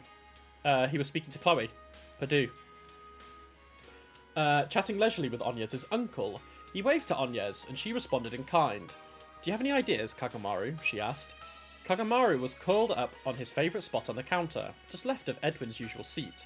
The cat stared at her with her usual lethargic look. Yeah, I figured as much, she thought. Agnes reached for her knit cap, but stopped herself. Even if she ran out searching for Ed now, she knew she wouldn't be able to find him. He had his bike, and was bound to be on the move at all times. With how worked up he was, instead, Agnes opened up a drawer behind the bar and removed an old-looking deck of tarot cards. Yeah, these ought to do the trick. Pinpointing lost items through tarot card readings was well within the clan's rules. Every now and then, Agnes would would even do some fortune-telling for their regular customers. It was nice to hear them tell her she had been right, but what really made her happy was getting to use her powers freely. Reading a fortune for one's own benefit, however, was wholly forbidden. After all, too much knowledge can be a danger in and of itself. Agnes hesitated briefly before undoing the string that bound the deck together. There was something off about Edwin today, I'm sure of it. She exhaled deeply before placing her fingers upon the stack of cards, imagining the possible answers the deck held, no matter how small. Calmed Agnes. Excuse me, miss. Suddenly, a cute little girl, about 10 years old, stood before her. Can I help you? Agnes asked as she took her hands off the cards, wondering when the girl had come in. Are you telling fortunes, miss? Can you do mine too? The girl introduced herself as Tizzy, and she said she was looking for answers. She fidgeted with the red ribbon she wore. Apparently, her father was in the middle of a difficult job. Wait, hang on. Isn't this girl with the red... Didn't they mention in one of the earlier chapters that the person in the bus was with a red ribbon? Apparently, her father was in the middle of a difficult job, and she wanted to know how it would turn out. Well, Agnes wondered if the little girl was from the area. She'd never seen her before. Her request came at a fortuitous moment, though. Agnes was reluctant to use her powers for herself, but she had far fewer qualms about using them to help others. Well, I'll make an exception just for today. What'll it be, Tizzy? I'll make one single request. Wow, really? I never lie, and neither do my tarot cards. Chapter 9. 22 Cards of Fate Part 2. Oh, this one's a bit of a big one. Tizzy seemed even younger than she looked, the way she asked about the meaning of each and every card. As the girls sat side by side at the counter, Agnes continued performing the reading. The results were adequate. Let's see. From what the cards are telling me, your papa's work is finishing up well. Everything should just be fine, Agnes smiled. Tizzy beamed with gratitude, but it was actually Agnes who wanted to thank her. The overwhelming anxiety had vanished, and she felt more like herself again. She waved goodbye as Tizzy left shortly after. She waved goodbye as Tizzy left shortly after. Shortly after, the doorbell... The comma there is in a weird spot, I feel like. The doorbell chiming as the door swung behind her. Now then, what about Ed's fortune? Agnes thought. She sat at the counter and carefully gathered the cards. Her palms were sweaty, knees weak, arms are heavy. But she tried to ignore them. It's not important, Agnes muttered. When it came to more serious readings, Agnes always used the same procedure. First, she would make a fervent wish, and then draw it in a single card. In Agnes's case, this was the most reliable method. Alright, Ed, just what are you up to? Miss, you dropped one. Huh? For some reason, Tizzy was once again standing beside her. The girl crouched and picked up a card from the floor. Agnes took it and thanked her. Glancing down at the card, she suddenly froze, as if she had been petrified. It was Death, the Reaper's card. Agnes was overcome by dizziness and, in her daze, failed to notice Tizzy's departure. The leaky faucet stopped dripping. The cards in the deck shifted. Then, one after the other, they rose from Agnes's left hand and floated in the air, but the solitary object of Agnes's focus was the card before her. Death. A heavy thud brought Agnes back to consciousness. She looked up and saw Kagamaru staring back at her, perched on her head. At that moment, the tarot cards hanging in the air fell to the floor. Kagamaru? The cat hopped nimbly onto the counter and pointed his drowsy eyes at her as if to say, "What do you think you're doing?" I know, I was just a little surprised is all. Agnes muttered to herself as she gathered the scattered cards. For whatever reason, her uncle and Purdue hadn't noticed anything. That was careless of me. I need to forget all about this and go back to work, she thought. Holy shit. Then again, Agnes placed the death card on the counter and drew a card from the now reshuffled deck. She couldn't read the same fortune twice, so insisted she tried to focus on whatever it was that Ed had been chasing the past week. For our next story, yet another tragic accident occurred around 1:40 this afternoon. The Orbital radio buzzed, having turned on by itself. I must be putting too much power into the reading, Agnes thought, and after shaking off her dizziness, she turned her attention to the newly drawn card. The sun reversed. In other words, darkness. Ooh, fucking hell. Agnes pondered the potential meaning of the second card. There had been more accidents than usual lately. Perhaps darkness was linked to those events. Maybe Ed found a lead on it somehow and was stepping into the darkness alone. Kagamaru meowed chidingly, a languid expression on his face. I know, but Purdue and Uncle haven't noticed a thing, Agnes retorted. She reached for the deck of cards again, but stopped herself midway. It would be faster to ask the Eton news staff about Ed's whereabouts. She hurried to the oval telephone beside the clock and called the office. Eton News, how may I help you? Oh, Brandon, sorry to bug you, but around noon, Edwin ran off somewhere to work on his article. Do you happen to know where he went? Ed? Brandon chuckled. What are you talking about? He's been here working at his desk since this morning. Agnes's face went pale. Ed was at his desk? No, that can't be the real Ed, she thought. Outside, a piercing sound echoed in front of the cafe. Agnes watched through the window as a crushed Orbital scooter sailed through the air and careened into the street. Its driver seemed to be dead before it even hit the ground. And yet, Purdue and her uncle continued to chat as if all was right in the world. Agnes shook them by the shoulders, but neither reacted. She had no idea what was going on anymore. Then, the world began to violently shake beneath her, so this is the same thing as the vehicle at the beginning. And she squatted in place. Agnes was now just beginning to grasp the depth of the terrible power running amok in Anchorville. I've got to stand, she thought. As she pulled herself up, Agnes peered over at the death card on the counter. For now, it was the only truth she could believe in. Oh, this is fucking getting spicy. What the fuck? This is good. Alright, chapter 10. Path of the High Priestess. The grandfather clock in the parlour struck twice, and Agnes quietly left her room. By the light of the moon, she passed through the cafe and unlocked the front door, slipping out into the chilly night. The day before, she had wound up drawing one final card to determine when she should make her move. It was the High Priestess, the second arcana, which to her meant 2 a.m. Ed is still okay, Agnes assured herself. I just know it. Surely leaving at 2 in the morning would get her there in time to save him. She looked down and noticed that her hands were shaking. I can't get ahead of myself, though. Ed could die if I'm not careful. I just need to follow the cards and wait until 2 a.m. before doing anything. Meow. Kagamaru roosted upon Agnes's head. He was heavier than he looked. Agnes wondered if his laziness was making him fat. Still, it brought a certain sense of comfort having his weight over her head. She took a deep breath to center herself beneath the glow and full moon above. Let's get going. Now, in better condition, Agnes closed her eyes and felt out the septium veins beneath the earth, searching for where they grew stagnant. She then walked down the dimly lit streets, guided by her instincts towards the deep darkness beyond. Anchorville nights were cold. Even at the height of summer, Agnes wore a light sweater. Her cream-coloured hair complemented the pale moonlight. The Esmeralda necklace she wore jostled in time with her every step. The tiny stone was all Agnes had left of her mother. The memories were so distant that she couldn't even remember her face. When Agnes was just a child, her mother left without a trace after using her powers in public. Such were the laws of her clan, and although Agnes couldn't recall how she learnt that, she knew exactly why it was so. We carry dangerous potential within us, she recounted, and we must keep it hidden and live amongst the others.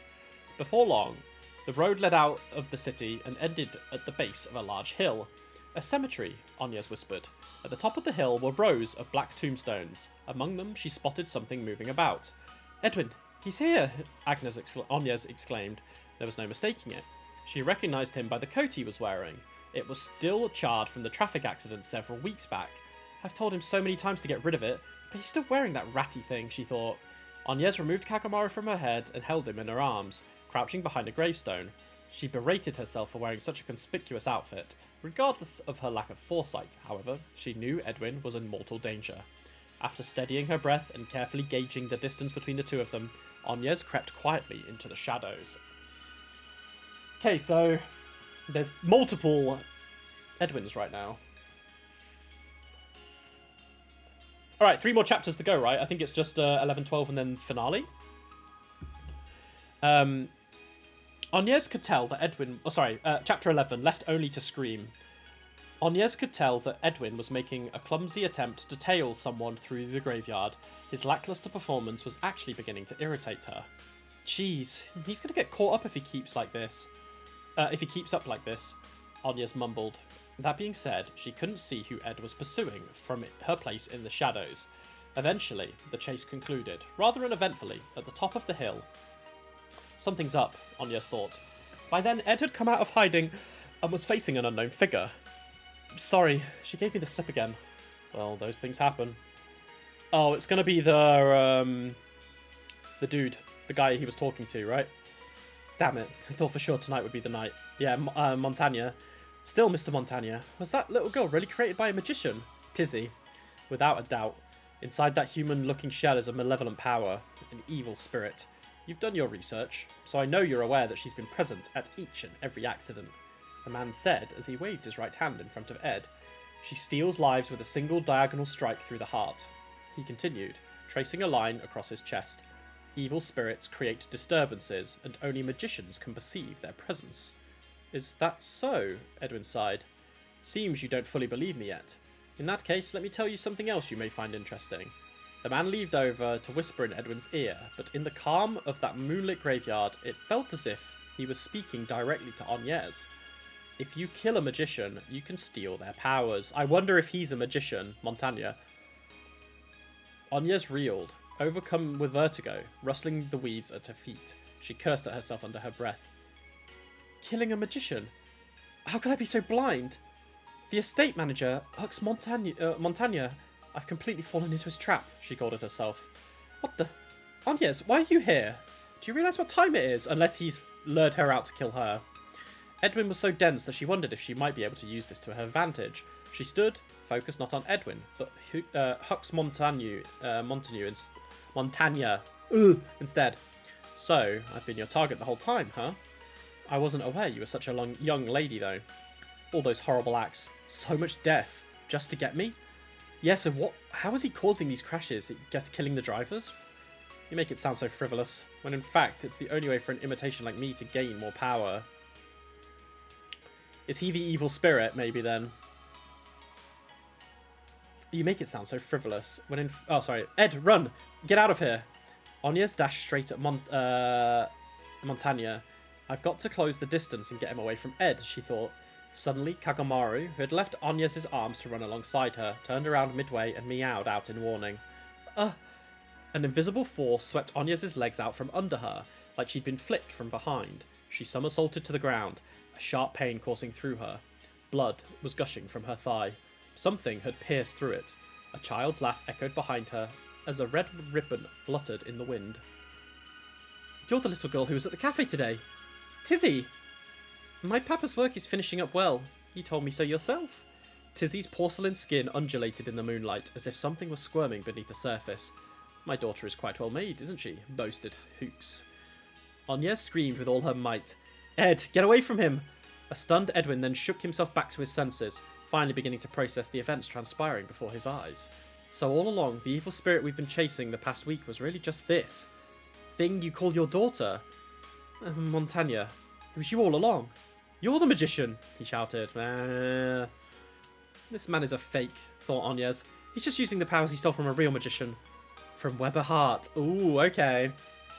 Run, Ed, please, she yelled. Get out of here! Montagna deftly raised his right hand, as if he were commanding the attention of a rapt audience. My dear Edwin, I must thank you for bringing me the girl. However, this is the end of our partnership. Now you shall become a part of my power. Or Hux, it's definitely not Hugh. Hux motioned toward the boy with his white fingers, and a crisp snap rang in Edwin's ears. And just like that, Edwin's eyes rolled back, and his body fell to the cold ground below. Ooh, is Edwin fucking dead? Chapter 12, Eclipse atop the hill. Oh no, so there's 2 more chapters, 13 and then finale, right? What is she doing? Echoed Edwin in the haze of his semi-conscious mind. Agnes was crying, sobbing even. She looked like she was hitting something, but she lost the advantage and was sent flying backwards. Calling it a fight would hardly be fair. Agnes didn't stand a chance. She would be stronger than I am, Edwin mused. Agnes's visage glowed and shone a brilliant white light, but for whatever reason, Edwin thought this looked very natural on her. His vision faded. Within his mind, the girl with the ribbon materialized before him. There you are, mister. Quickly, this way. Let's go help Papa together. She wrapped her arms tightly around him. They were thin, cold, and strong, like a vice. Edwin let out an involuntary grunt as she squeezed him. Ugh, hey, you! Papa wants to get some new powers soon. I want to help grant his wish. Like a good little girl. Come on, let's hurry. Edwin stared at Tizzy. The longer he looked, the less he could accept the truth that she was an evil spirit trapped inside a human shell. Mr. Montagna isn't your real father, right? Edwin said in a strained voice. He did his best to give her a shaky thumbs up. If you want to meet your real father, I'll help you find him. After all, I am a righteous reporter. Ed! Ed! If I begin treating him immediately, he might stand a chance. Agnes thought amidst her jumbled thoughts. If I could just get to him. However, Montagna was not about to, or Montaigne, I've been saying that wrong the whole time, but whatever, Montagna, will stick with it, was not about to allow her the chance. Agnes's body was abruptly thrown in the air by some invisible force, tumbling helplessly into the ground a distance away. I'll never make it. I can't even stand, Agnes gasped. Tears fell from her eyes as she collapsed against the dirt. Kagamaru ran to her and motioned for her to run, but she was no longer able to detect his presence. Why, Ed? He's always been there for me, my whole life. I've kept my distance from everyone else, but he was the lone exception. My most cherished memories are the ones I spent with him. I've tried so hard to hide that, but... Oh, Ed, my one and only friend! Absolutely magnificent. Montagna stood at the crest of the hill with the moon at his back. You, young lady, shall be my second. Magicians truly are of immeasurable value, aren't they? I may have gained this power by chance, but now, simply by killing one magician after another, I can become omnipotent, and best of all, there are so many lives to reap for sport. Montagna roared with laughter. What curious creatures magicians are. Their powers are both an infinite source of desires and a boundless grantor of them.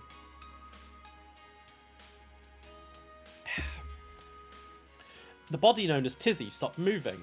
Her face contorted as the spirit within writhed violently beneath her skin. Finally, her flesh tore, and the spirit burst forth. The shadowy form of Montagna's magic was unmistakable, even under the shade of night. So, the vessel has reached its limit, has it? No matter, Montagna whispered. The dark energy returned to him and coiled around his body. Inflicting pain with this power brings me such joy, but I plan to finish you with my own hands anyway. Now, to make bloody artwork of you, try to enjoy yourself. I certainly will. Murderer! Agnes screamed, having lost all inhibitions. The man, clad in coils of shadow, grew intoxicated by the power enveloping him, bursting into laughter at the accusation. I'm not doing this of my own will. It's your power! Your power! You blasted magicians are to blame, thundered Hux. Before Agnes's eyes, the pitch-black darkness rose over the hills and blocked out the moon before surging forth. Agnes's mind stirred. Montagna's right. My power, the magician's power, is a curse. Misfortune befalls anyone who gets too close. That's why the true nature of this power must never be revealed, no matter the cost. I'm sorry, Ed, Agnes thought. You've always wanted to be a righteous reporter, and yet I... Agnes solemnly closed her eyes. Oh, it's spicing up. Bro, when they keep mentioning magicians, I can only really think of the Hexen clan, but they're not magicians. They're witches. It's a little different. But we don't really know much about witches, like whether this is based in realism or if it's just fiction, right? But there's a clear connection between the Agnes in here and the Agnes in real life. Because the way Agnes is talking to Edwin is like Edwin is Van, right? Is in this story is like, I think she relates to the Agnes in the story because Edwin to her is Van. It's got to be, yeah, I feel like it must be. But then it's about the author, right? We don't know the author, that's the thing. So we don't really know who wrote this.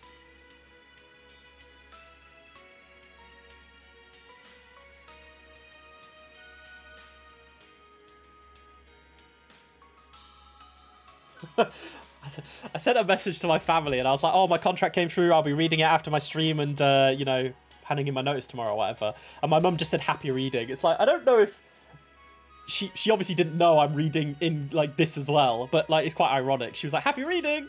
I'm reading Sunshine Agnes right now, mum. All right, chapter 13, The Magician. The man, enrobed in magical power, grew increasingly maniacal. Things have been so very hard for me since obtaining this power. You know, holding back the urge to torment, to make the light leave the eyes of others and enjoy every moment of it. I just can't help myself. It's your power that makes me feel this way. You blasted magicians are to blame. You just bought a replacement toaster, something... Nah, it's not boring, Raxel, because I bought a new toaster a couple weeks ago today. Sorry. It's an adult thing. Buying appliances is an adult thing. Like, I got a rice cooker for Christmas. I got a slow cooker for Christmas. I got a hand mixer for Christmas. It's all just a part of growing up, you know? Cooking utensils. 60 down. Ooh, that's nice. Wait, I mean, my toaster was 35 quid from Tesco, so it's not amazing. A 60 quid toaster would be sick, actually. The dark energy rushed from his body and washed over the cemetery with the fury of a hurricane, eradicating the tombstones in its path as it steered its course towards Agnes. Then, the shout of a young man cut through the gale. You're wrong! Against all odds, Edwin stood between the attacker and its prey. With his singed coat around his shoulders and his trusty messenger bag in his outstretched hands, everyone knows that the one who does the deed is the one at fault. Don't go blaming this on magic when you don't even understand it. Moonlit confetti dotted the scene, floating gently in the air. It was the torn remnants of Ed's manuscript. He had somehow blocked the black magic with his bag. Agnes, who had just been resigned to her fate, wore a baffled expression. Edwin? You're safe! How? Edwin pointed his thumb at his chest and grinned. How many times do I have to tell you? Never underestimate a righteous reporter. Agnes had so many things she wanted to say, but in that moment she was simply at a loss for words. I'm going to beat you down, Montagna, and after that you're going to give me a post-fight interview. Don't screw with me, boy. How did that raggedy bad stop my magic? How are you even alive in the first place? Edwin responded by rushing forward without hesitation. Oh, is the spirit in the bag, maybe? Oh, jeez, Agnes thought. Still, that was the Edwin she knew. Always true to himself, a crusader to the end. Even now, Edwin didn't completely believe in magic.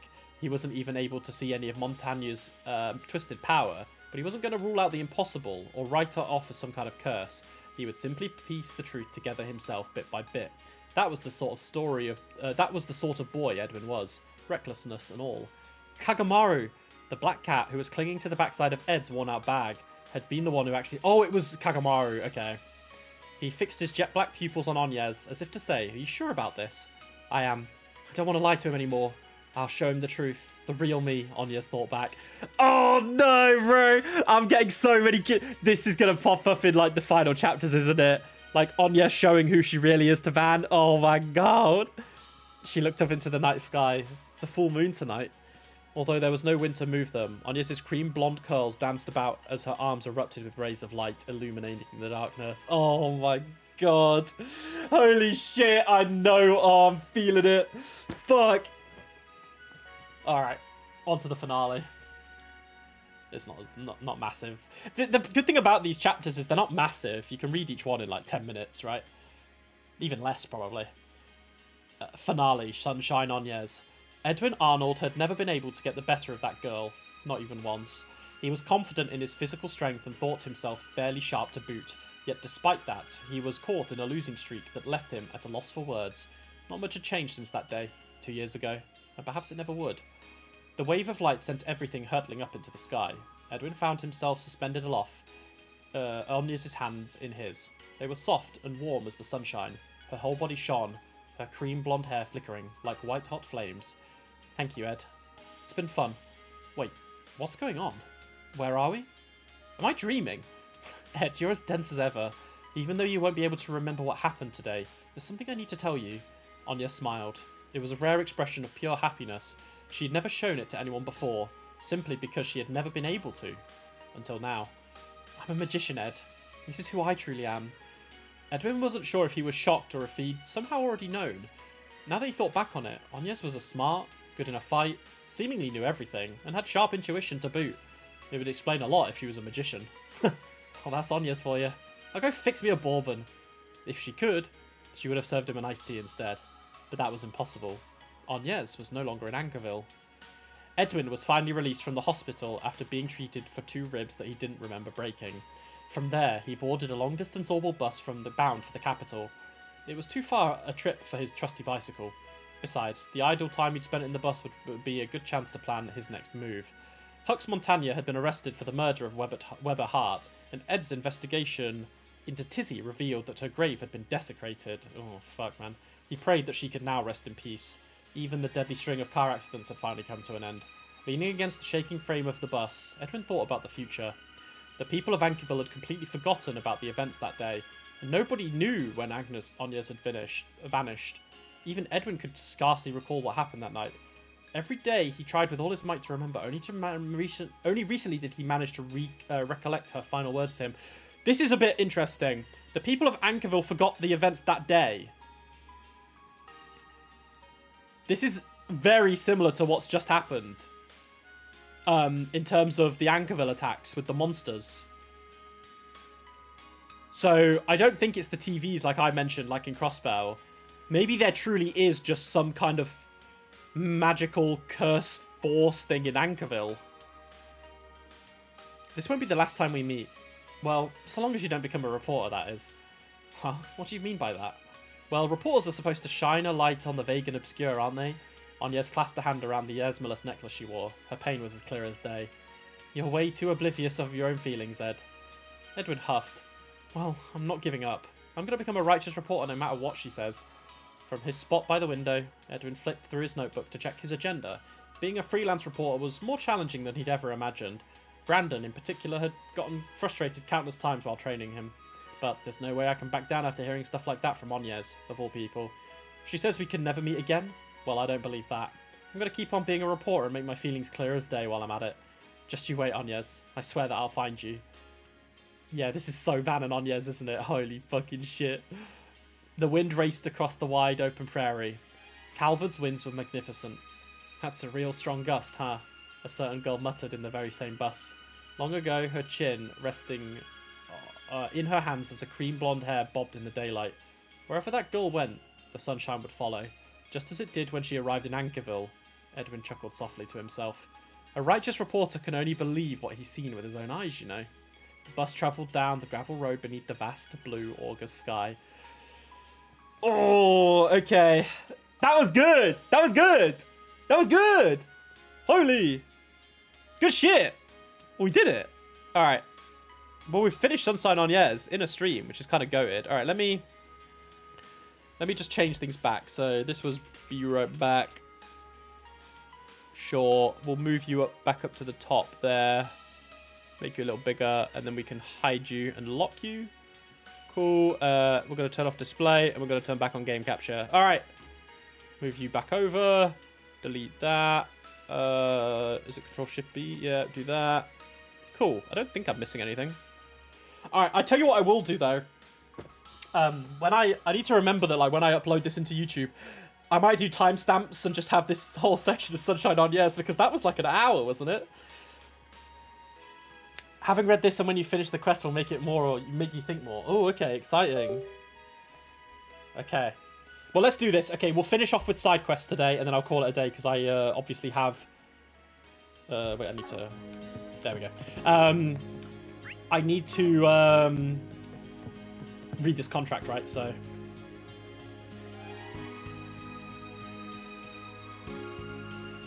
Interesting, though. Okay. So where have we got to go to now? Back to the City Hall, yeah.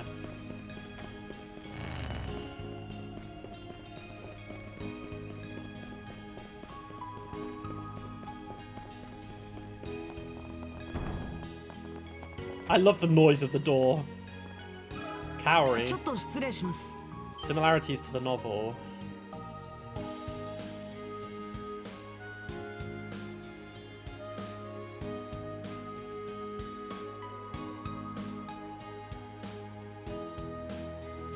The slope splits the city in two, but here there's a river. The novel, The Graveyard, takes place as the hospital. Okay. The book even features all scooters. Yeah, I was literally just about to say that. Well, I wasn't just about to, but while I was reading it, I was thinking, wait, were all bikes and scooters even around back then? It's hard to believe it's all coincidence. Yeah. She's a fangirl. I mean, Yorda, you should read it. Come on, Yorda. I can't believe you've not read Sunshine on Yes, Yorda.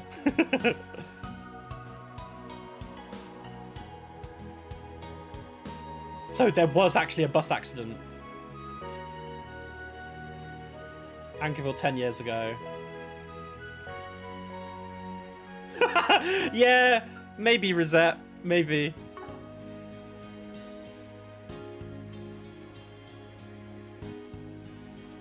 Alright. To the guild.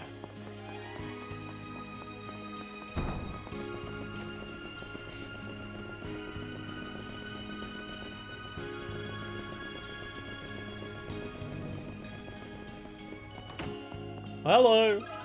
聞かせてもらうぜ。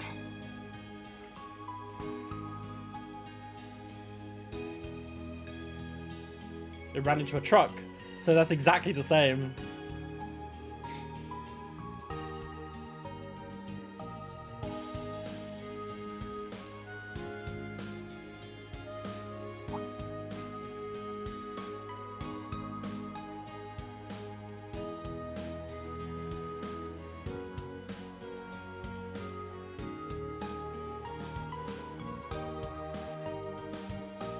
Granny O'Hara. Okay.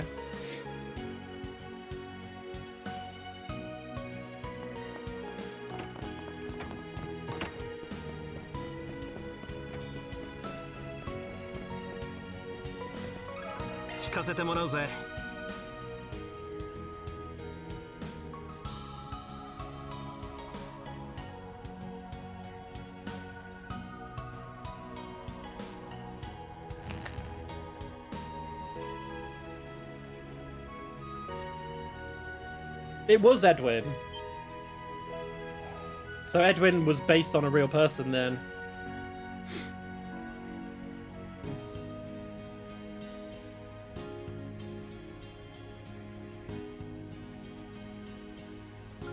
Probably Edwin.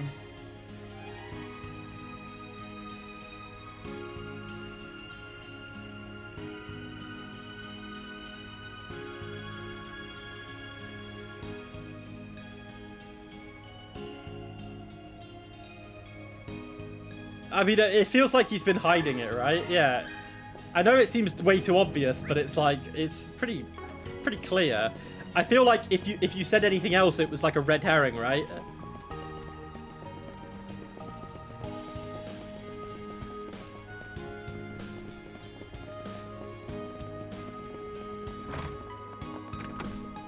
Hello, Edwin. He does look quite young, though. But I guess in 10 years ago, he was only 19, right? They said. So he would have been 29. Yeah, I mean, he looks like a 29. I mean, I'm 29 in 2 months. 3 months, sorry. And I still look like I'm 21.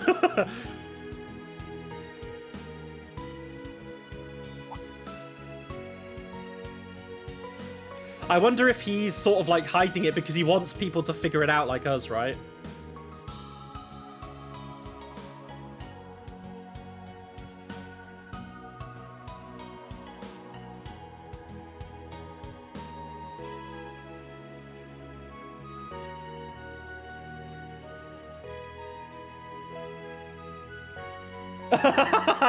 Rita's just listening in.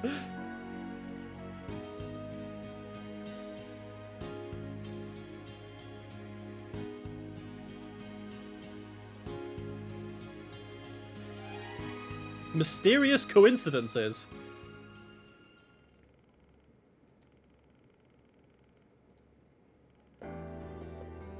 Eaton received a package from an anonymous sender. Inside was a manuscript. Wait, was that? Yeah, 6 years ago.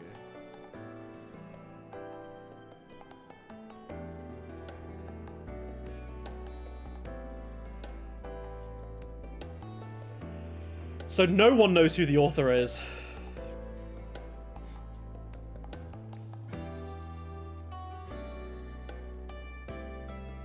Agnes in this game said she got a version of the novel from 10 years ago. Oh, so maybe... Yeah, true. Oh, yeah. So if this was the... So he's saying 6 years ago they got the manuscript, but Agnes had the book from 4 years before then.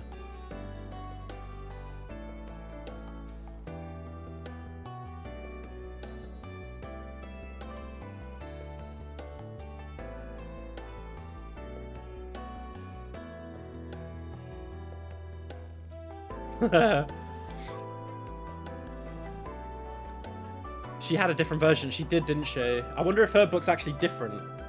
We never really... We never read it, right? So...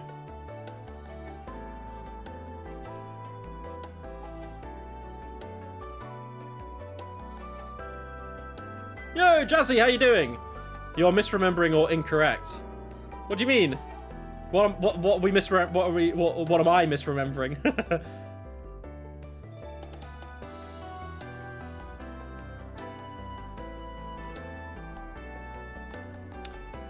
Oh, to Raxor. It's not a different... Is it not a different version?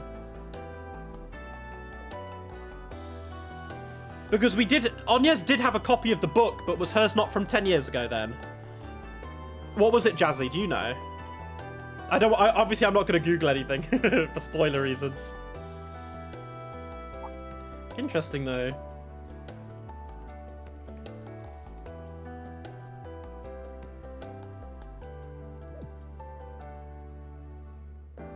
It was the same published book. Oh, okay.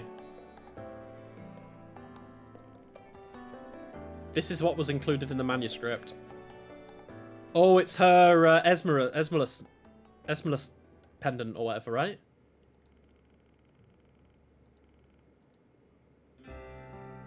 Even if you don't understand this now, that's okay. When the time comes, she will surely appear. Please give this medal to the other Agnes. What the fuck?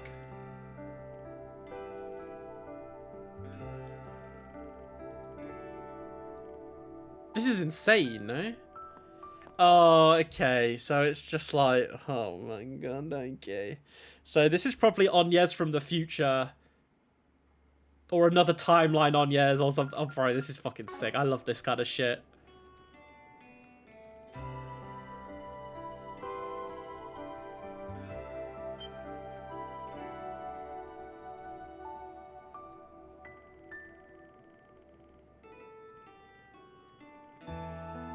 Yeah, she doesn't have blonde curly hair, but they do look similar. Blue eyes, blonde hair.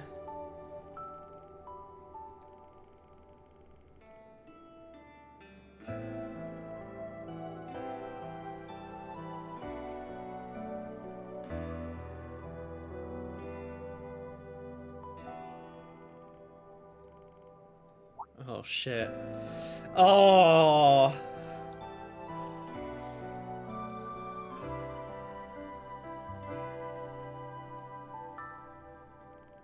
So sad that Agnes isn't here with us. Okay, banger quest. I'm guessing that was the quest you wanted me to do, Raxor. That was a very good one. That was fun. And you got me to read Sunshine Agnes, so honestly, top tier. Witch's Medallion. Completed all topic quests. Very nice. Alright, let's have a look at the medallion then. Yes, get to that. Oh my god, we got Himmel! It's what Himmel the hero would have done. Alright, let's have a look at the driver.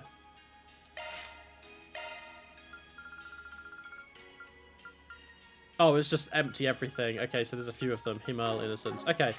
What is the equip item?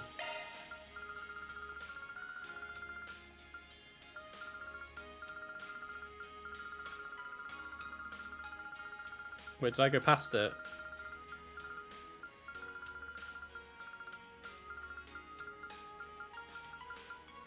Oh, can only a woman wear it? Or can only Agnes wear it?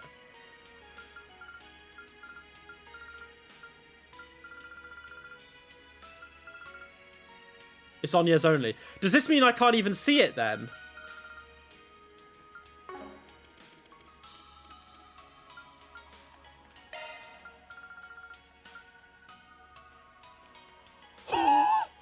What the fuck?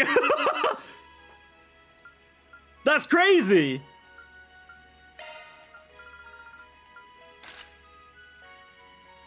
Mad. What the fuck? 50 CP a turn. Crazy work. That's crazy. All right.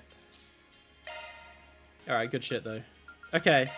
I want to do the monster. We've got 2 more, right? I'm going to do the monster. And then we'll do the other side quest and then we'll call it a day. This has been a productive fucking stream. Oh. Level 59. Hello.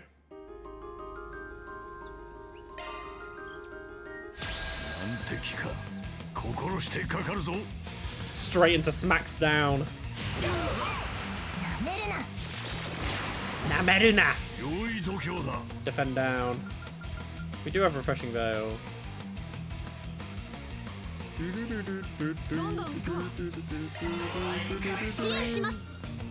That's on Van. I can't keep him too far then.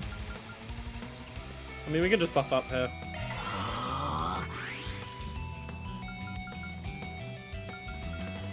I think I would like to maybe get more... I mean, we have Divine Phoenix, which is sick. It's weak to water, though.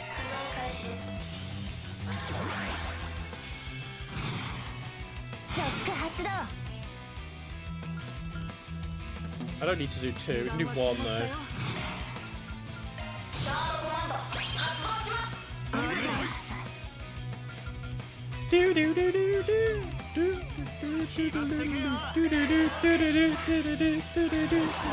This song's too good, man.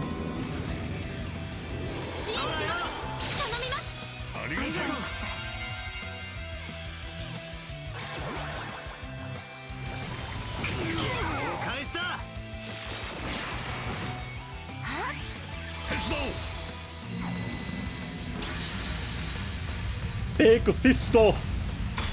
Bonk. It's a very satisfying bonk, I can't lie. Wait, was I not linked with anyone there?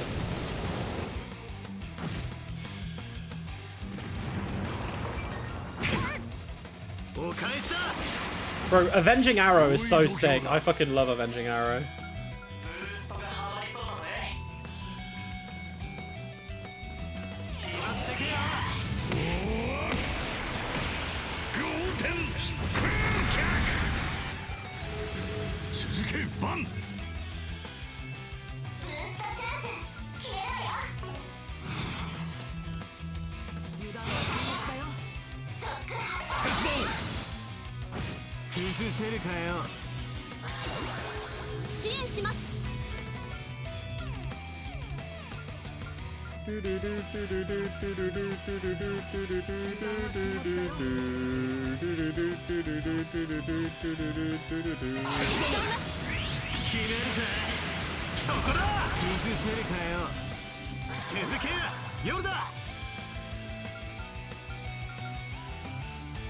Now remove buff. This is kind of sick though. Having the 25% EP heal is really good though. Alright. We can move QT over. Give us a shield, brother. All buff up. Ouchies. Ouchies. Once again, we can just do 1 here. And then we can just do magic.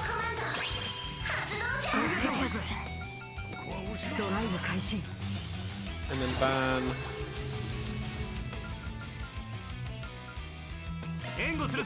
Buff us all up max. Alright.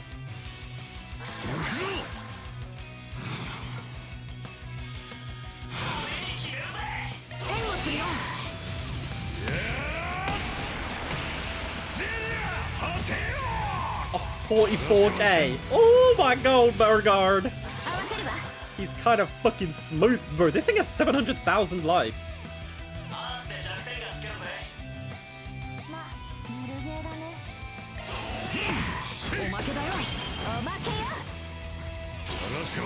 The fact it's almost stunned as well. Crazy. Oh, it's 98.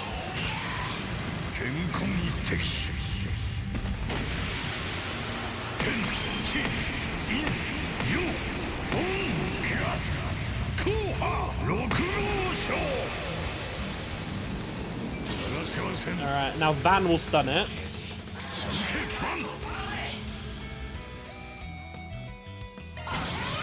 And then the other two will get their moves going.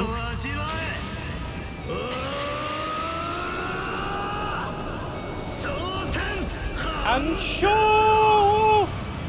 A little smackdown.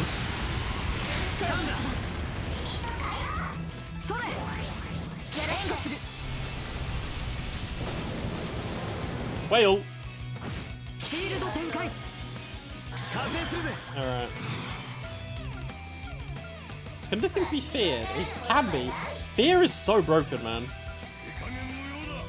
Who needs the... Probably Van, rather.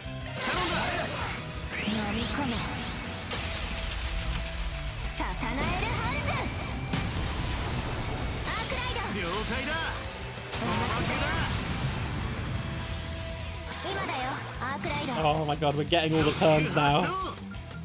We're getting all the turns.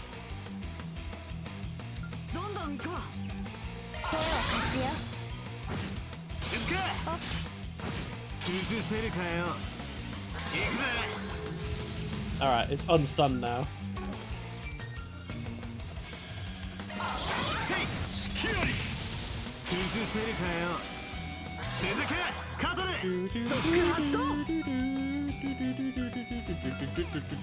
We have plenty of turns left.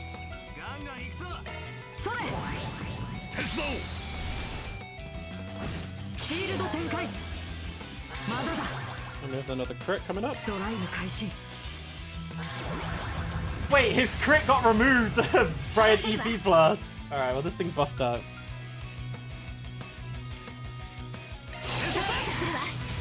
Burgard's things cost so much, man. So much TP, but we're getting it all back. Alright, this will remove the buffs.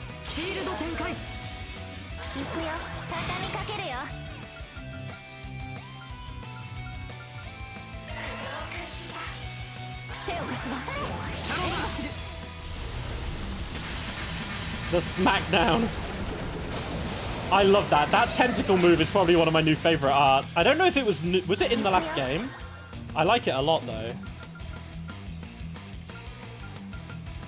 Blind and impede. Yeah, fear delay. Now, this delay should potentially move them behind Vanguard. Is that actually going to happen? No. Oh, that's my thing, not theirs. Alright. Alright.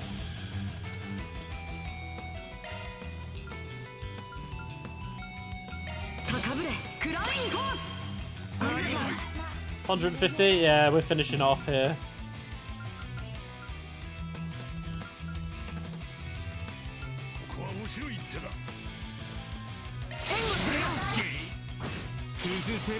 $30k there. We're not going to get a turn before, but we can do serious impact.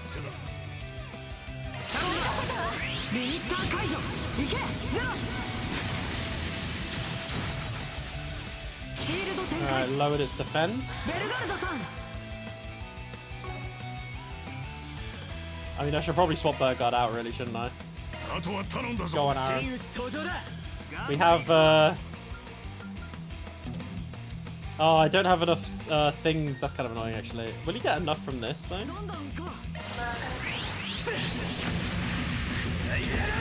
Nah, we're 1-0. I wanted to get an S boost off of it. Oh well. It is kind of funny how this thing is just kind of buffing up, and I'm like, anyway, remove buffs.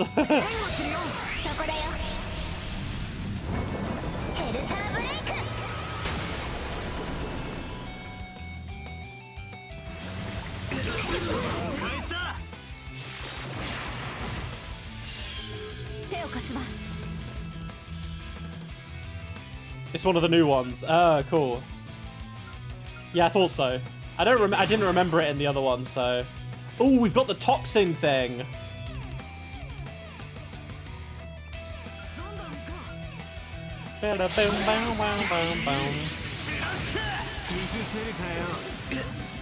Oh yeah, the explosion. I don't want to be linked now, right? I think we've got it anyway here. I probably didn't need to do the cutie thing. Oh no, it is still alive. Maybe this will finish it then? There we go. Nice! Boss down. Sheesh!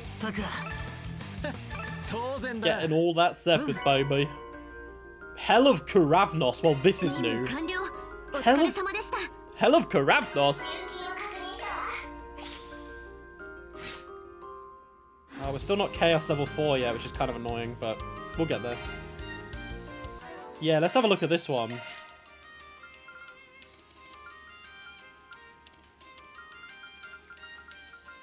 I don't think Cutie needs this, actually. SS! Ooh! Seal, Mute, Blind, Fear, Triple Plus. Drags foes into purgatory. Hell yeah. Alright, who are we sticking this on then? I think these are fine. Maybe get rid of this. Well, as much as I liked the that thing, I think Hell of Thingy is coming on now.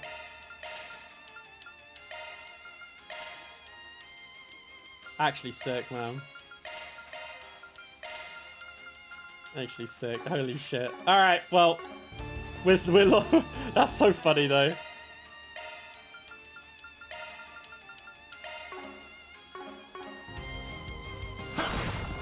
Fucking SS as well. Alright, what's the... We've got one more to do. It's in the hospital, right? So we'll finish up here, and then on Thursday we'll do the Connect event and the MSQ stuff. Oh, we're going to have a little cutscene when we come in. Yeah. Oh yeah, it's Aaron's dad, of course. Are you alright, Mr. Wei? You don't look so good. Well, the broken bone definitely ain't doing any favours. If I think it's a badge of honour for having protected my beloved son, it's not so bad. Please don't push yourself too hard. Here, I'll show you to your room. If you don't mind me asking, could I lean on your shoulder for support? Could I trouble you to pass along your T-phone number? I can't breathe. Mr. Leroy. Ignore this deadbeat. Don't let him distract you from your work. His fracture ain't worth fussing over. I'm sure he can make it to his room by himself. Right. Oh, I see. Take care then. Bro, she just fucking slid out. Ugh. How's it hanging, Ronnie? You brought your fixer friends with you. Did you come to check up on me? You really know how to put a smile on this old man's face. Don't get the wrong idea, you bastard. I was just making sure you weren't being a nuisance. And then, sure enough, I caught you with your pants down. Keep creeping on the staff like that and I'll break your other leg, weakler. Come now, Ronnie. The hospital's no place to be making such violent threats. I was only doing a bit of innocent skirt chasing. At least he seems to be doing better than I thought he'd be. I heard the bone will probably heal quickly, with it being a clean break. His dad is an interesting one, I'll say that much. Is this what family's really like? Well, it looks different for everyone. Yeah, it's a little different. I heard the gist of what happened from AUA. I'm glad you guys are alright. Honestly, I'm amazed you got through all that in one piece. You speak as though you were aware of what sort of danger we were in. Did you know from the get-go that the one behind the martial artist mask was actually the Tyrant? It's not like I had any proof. He died 40 years ago, after all. So that's why a good-for-nothing bum like you was so weirdly serious about chasing him. But yeah, no, obviously I couldn't have known the reason he resurfaced. And I said there's something I wanted to confirm for myself. When I heard that about you becoming the Gui in Langport, I felt my blood running cold. It's been churning ever since. For whatever reason, I've held fear somewhere in my heart for a man whose face I've never seen.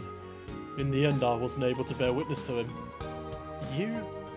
So the reason you left your wife in Langport was because... You figured out, did you, young lady? That's right, You were just drowning in debt. Don't go trying to save face over what you did. Ferry, don't read into don't read it in a way that makes him out to be a good guy. You just be buying the lies he's peddling. Guess I still have a long way to go. No, don't feel bad, Ferry. You didn't do anything wrong. What's important here is that something which should have been impossible has, in fact, occurred. And not to mention, that guy's still at large. Yeah, I know. There's only one thing to do about it. Next time we meet, he's going to meet the end of the thrashing of the century, which I'll deliver. That's all there is to it. That's fine, as long as you maintain focus on what must be done. The details still leave me concerned, but we can address that once we've seen our objective through. Alright, you ass. Your leg's broken, so even if it's against your nature, try to keep it in line. I'm gonna finish this, but don't get it through your head that I'm doing it for you, because I'm not. Ronnie. Fine, fine. Just be careful out there. Alright. どうしましょうか。どうぞお大事に。 Nurse Finley. Alright. Shut my curtains, it's getting dark.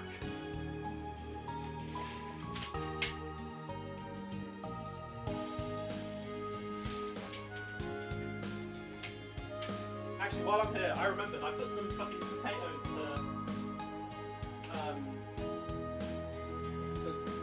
get all the starch out. I'm gonna make some homemade fries for dinner, so I need to dry them. I was gonna do this earlier, but I got so caught up in reading Sunshine on Yes.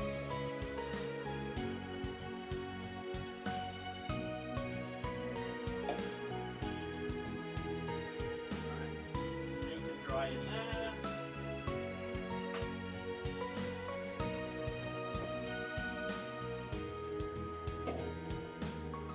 Alright. I'll be ready for dinner after this quest. Ooh.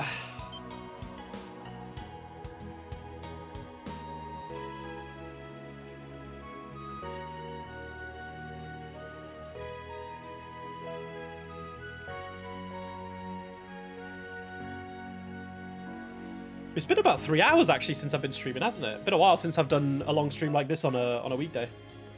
That's not Friday.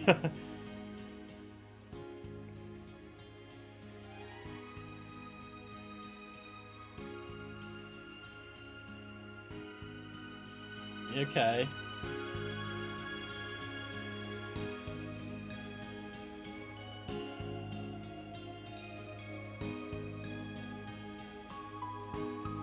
I mean, yeah, the manufacturing drugs underneath a hospital is pretty fucked up.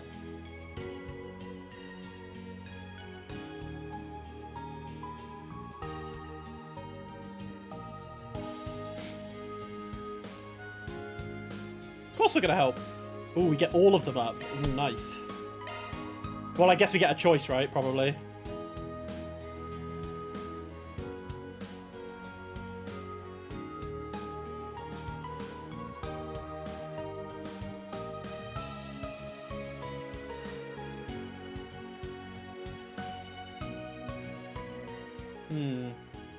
Look, that's not a very flattering picture of the man, is it?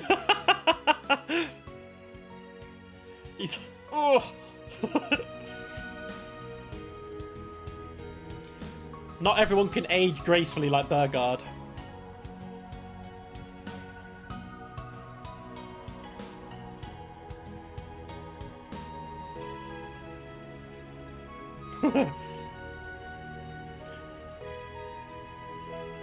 Start with the train station, baby. Alrighty.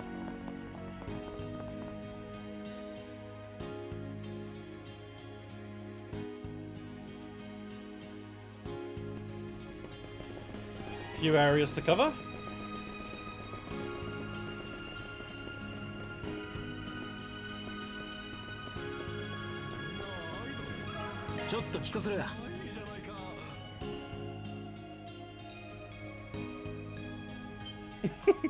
That picture just fucking makes me laugh every time.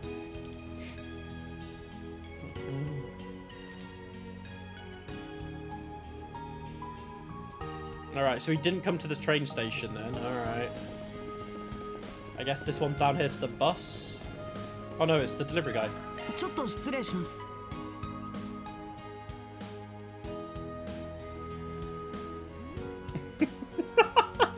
Can this picture please stop popping up on my screen?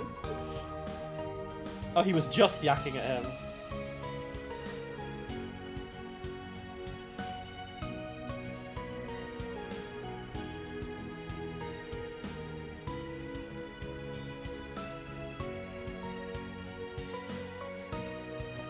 Thanks, Untencha-san. Alright, bus down here. Hello, bus man. It's gonna puff up again.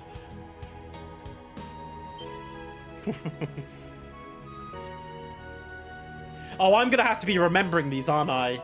So he showed up at the bus at 6.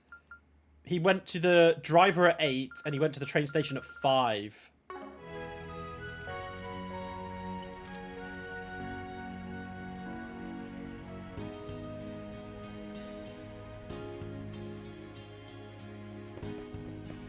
Alright, I think we got one more, right?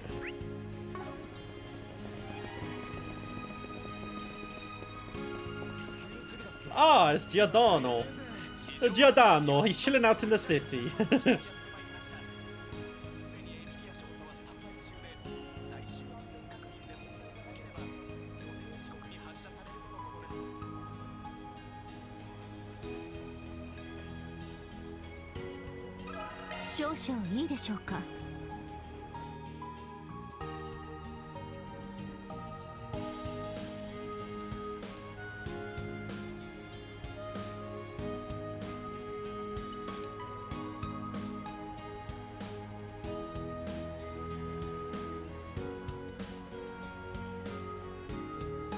Okay.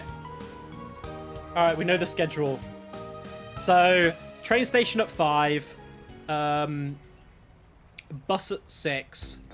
Taxi at 7. And the truck driver at 8. So he went to the truck driver last.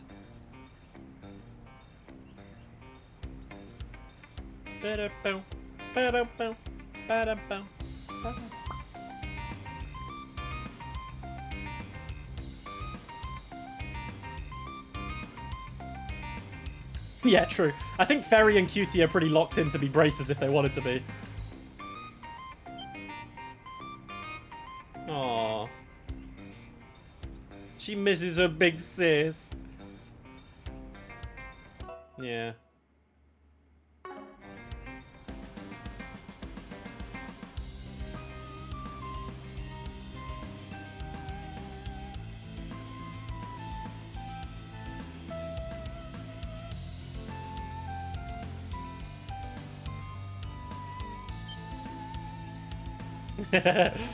Little test.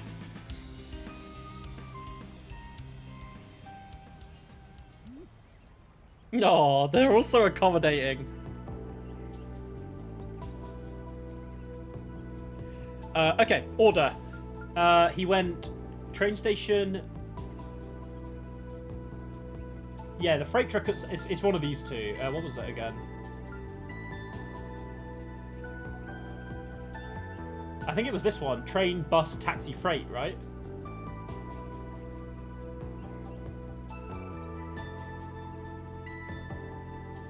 Yeah, I think it was.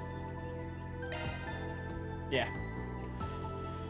That would have been embarrassing if I got it wrong after just reciting all.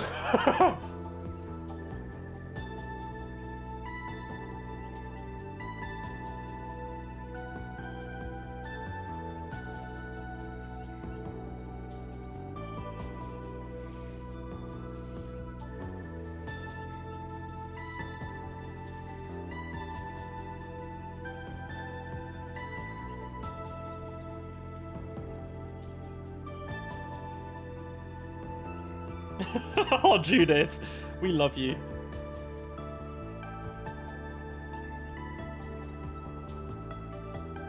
He wanted to go to the city, right?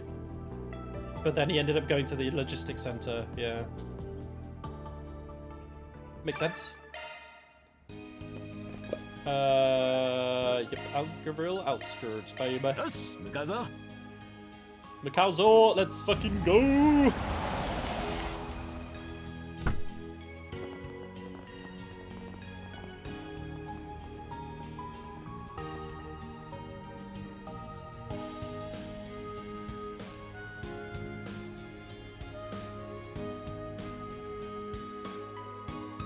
Sasuke braces. Aha! There's a chest here. I would. What? No!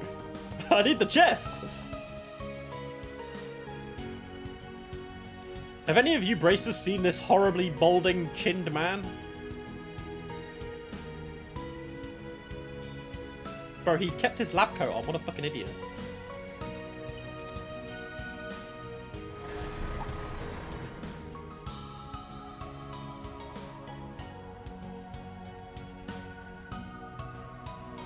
Oh my god, he's gonna be in the back of the truck, isn't he? I feel like Frederica was familiar, yeah.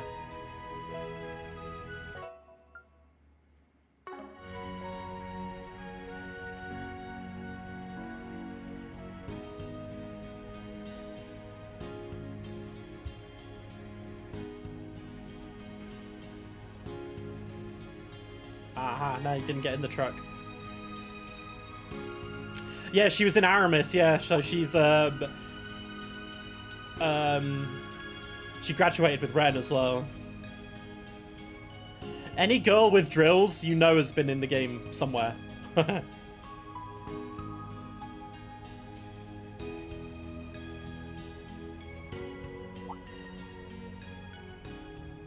Oh! It's the fake Spriggan!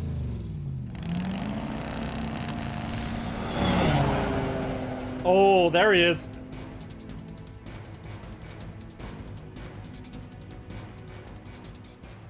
I wanted to get the chest. I'll have to come back after this quest. Can't Burgard just go on ahead? His bike's probably much faster.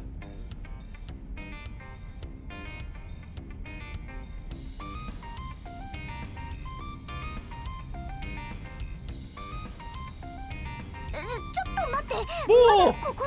Yo, Renara! Thanks for the 6 months! Holy shit! Yeah, I got the Witch's Medallion. Fucking sick quest. Banger quest. Bro, I hope you're doing good. Thank you so much for the sub. I really appreciate it.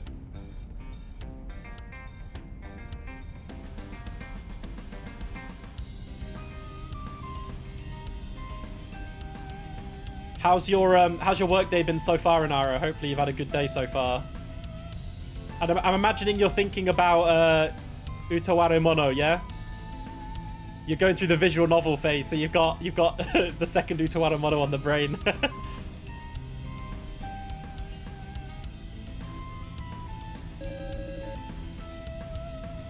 You played a shit ton of it. That's so good, bro. Yeah, I've been playing so much Fire Emblem Three Houses. It's crazy. I'm on my first run at the moment. I've put about 30 hours in so far, I think. Oh, you're on the 3rd one now. Nice. Holy. Yeah, Three Houses has been good so far. I'm doing the blue lion first. I did kind of Google which order would be best, like the max enjoyment of the story, and I think people said like you go blue lions, and then you go the Empire one, and then you go the church, and then you go the deer one. So that's the order I'm doing.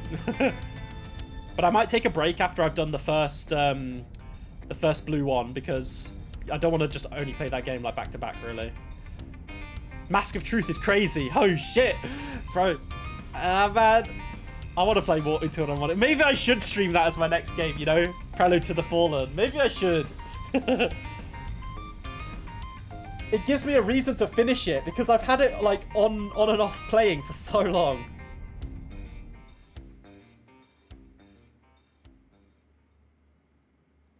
Oh wow, we've actually got a fucking loading screen right now. Damn.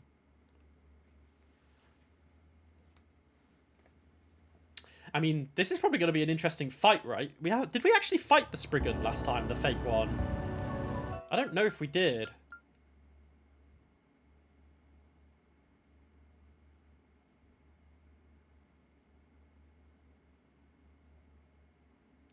Shit, yeah, so he was pretending.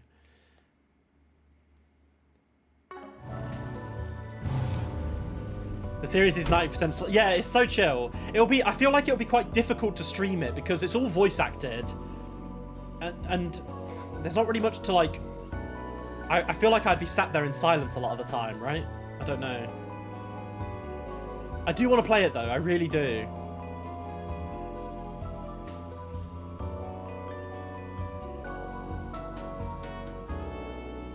All right, let's capture him, baby.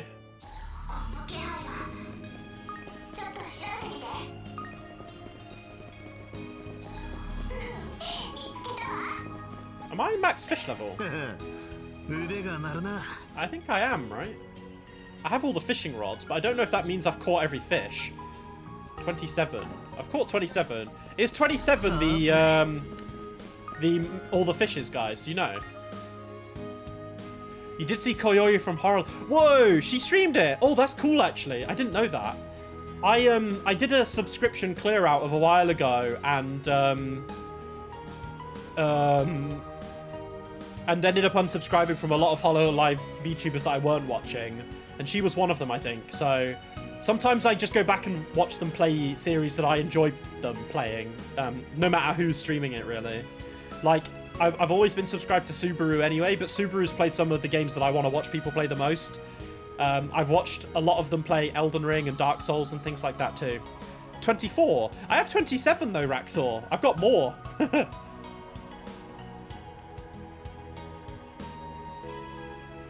Oh yeah, we did fight him. He had the needle gun. Are we all healed up? Yeah, we are. I mean, we can...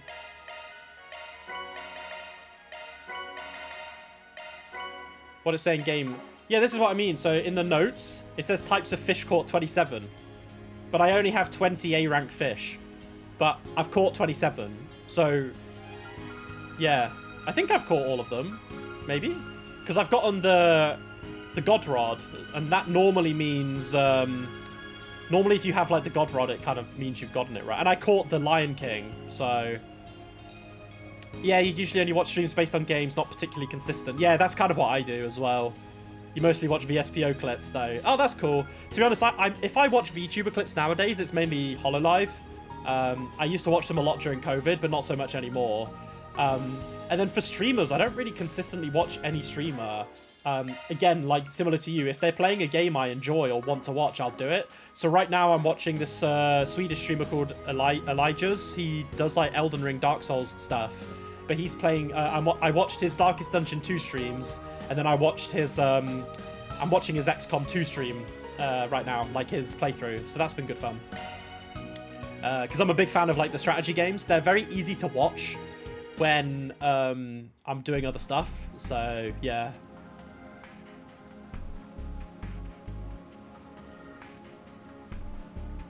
Oh, it's this guy, this fucker.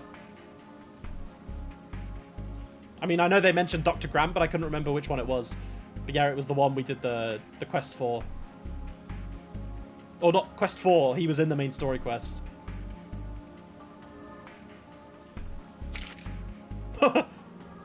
Sayonara.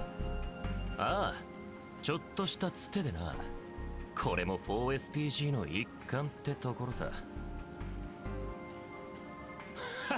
ただの方便さ。報酬として受け取っちゃいないしな。1時間5000ミラ。次があったらどんな依頼だろうが引き受けてやるよ。Bro, we're so we've got like 400,000 mira right now, I feel like. その機会はなさそうだが。I was gonna say, Van doesn't charge that much.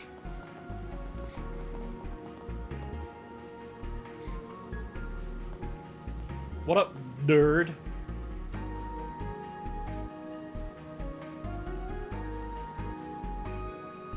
This guy's so cringe, bro.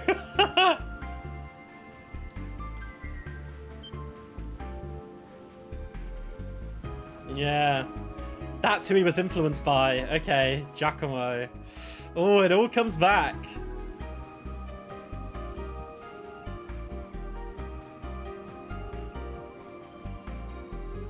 Taco Man corrupts him, bro. Fuck. Fucking Taco Man.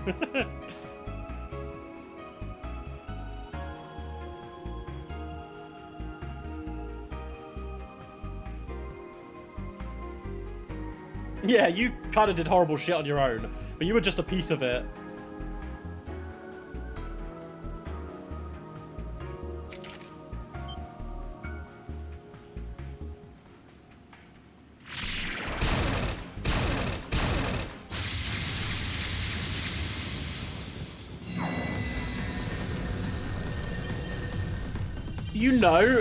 all I'm gonna say is, you know a guy is a pussy when they summon all these ads to fight. This guy's a pussy as well. But there's a lot of them. 8 octopus demons.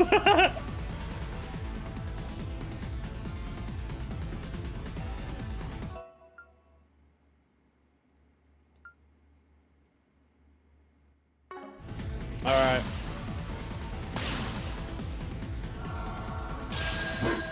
Woof. Good job, gang.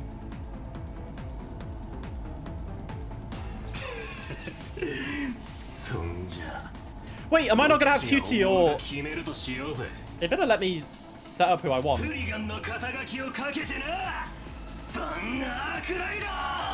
Bro, this guy has no right to call himself a Spriggan. This guy's a fucking pussy-ass bitch. Okay, we actually have to choose. Wait, we only have 3 people? Ooh, okay.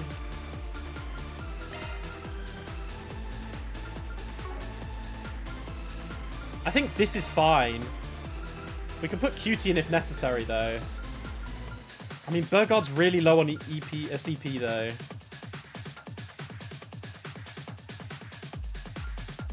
I think it's fine. Oh, we only have to fight 3 on 3. Okay.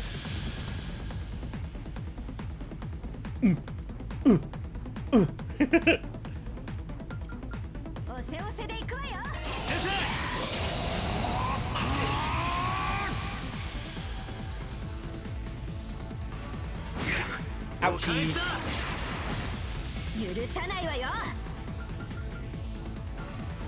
Go, go, Grimcat.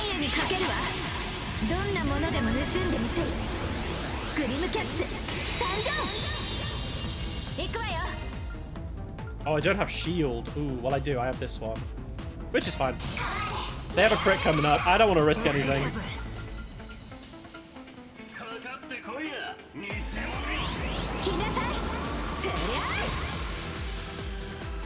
It's such a good song, man.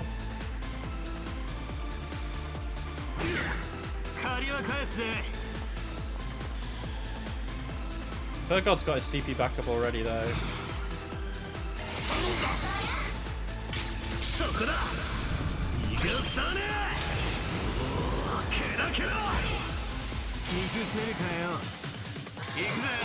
And we get the burst back. Kind of sick with it. Alright. Let's see the punch. We haven't seen the Vandalize raid yet in the stream.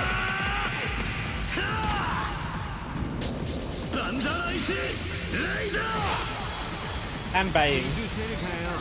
Big damage. Oh, look at me. I'm a demon art. Oh, yeah, Judith has... Bro, he has heavy cast time post delay. Alright, sure. I think Judith has it. I think Judith has it.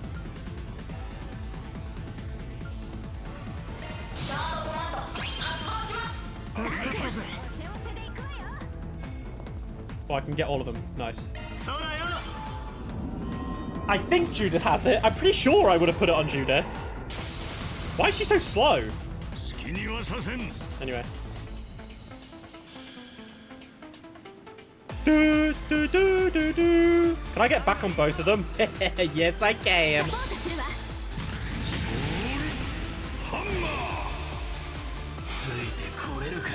Oh, he's zocking. He's zocking all over me right now. XD. Alright, Judith's up next.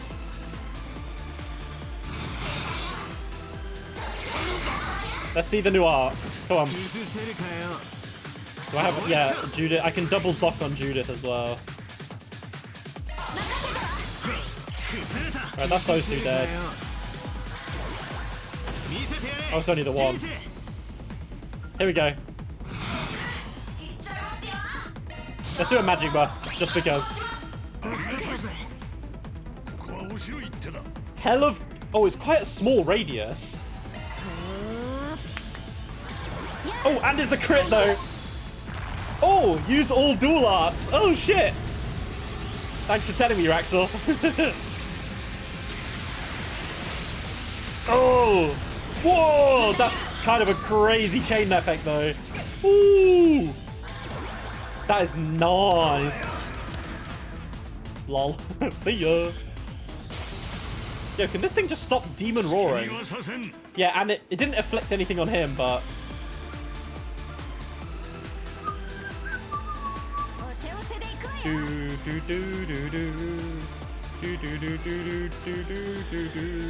Oh, wait, can I get aside? Nah. I mean, we can stun him now. Oh, it was a turn. I didn't see it. Yeah, the debuffs are crazy. No wonder it costs so much EP. But right now, we have Shadow Acceleration.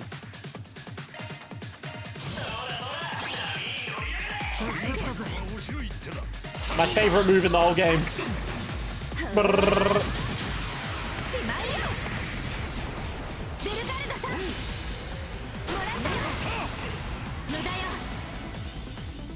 Alright.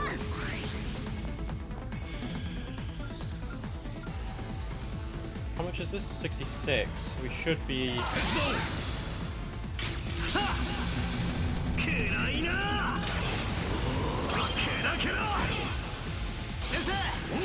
Alright, we should be able to get both S-Crafts off to finish it here now. How much is they on?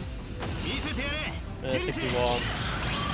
Alright, I think this is this fight done.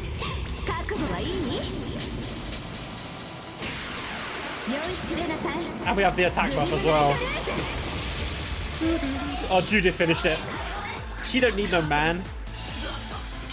Oh my god, I'm a Spriggan and I only give 740 XP. Oh my god. Let's decide which one of us is the real Spriggan, Van Ark cried. Yeah, bro, you don't even give 1,000 XP. Pathetic. Alright, good job, squad.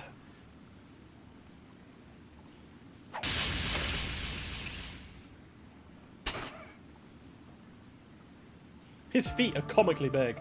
Oh my god, no. You're gonna actually try and make me feel bad for this fucking loser.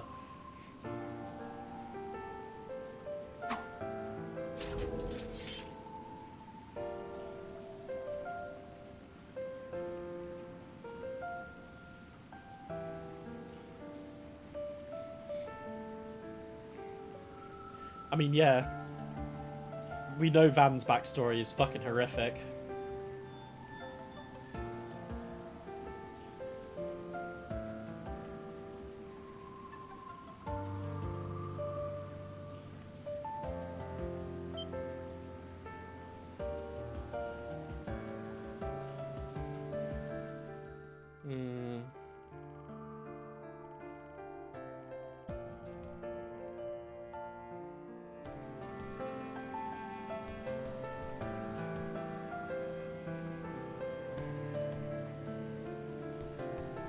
Yeah.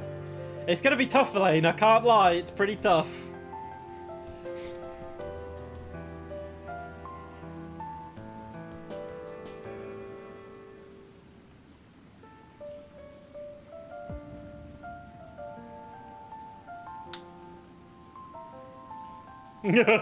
Punch him, Van.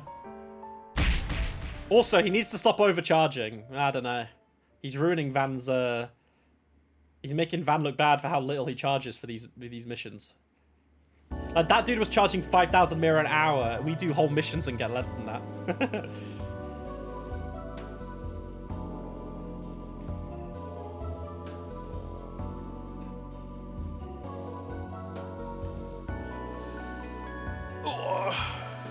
Alright, we'll be finishing up after this. Bro, what a long stream. 3 hours, 30 minutes, basically.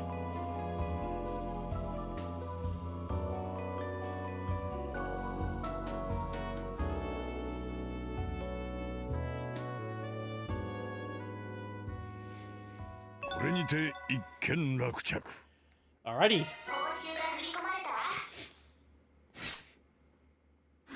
Chaos 4. Nice, all level 4. I don't know if it's possible to get them all level 5. Completed all 4 SPG quests. Okay. So maybe it's not possible to get 5 in all of them? Because we've done all 4 SPGs now, so I don't know how we're going to get any more. What did we get? Fucking Lucifer and then some extra rewards. We'll look at those another time. Let's look at Lucifer. Not in one playthrough. Wait, is there a way to get more in like, post-game? Or do you have to do like a New Game Plus and it keeps them the same? Is that how it works? What was it? Lucifer. Oh, this one has... Oh, damn. Oh, damn! That's kind of strong, though. Who should I put Lucifer on? I don't know, really. Maybe Ferry?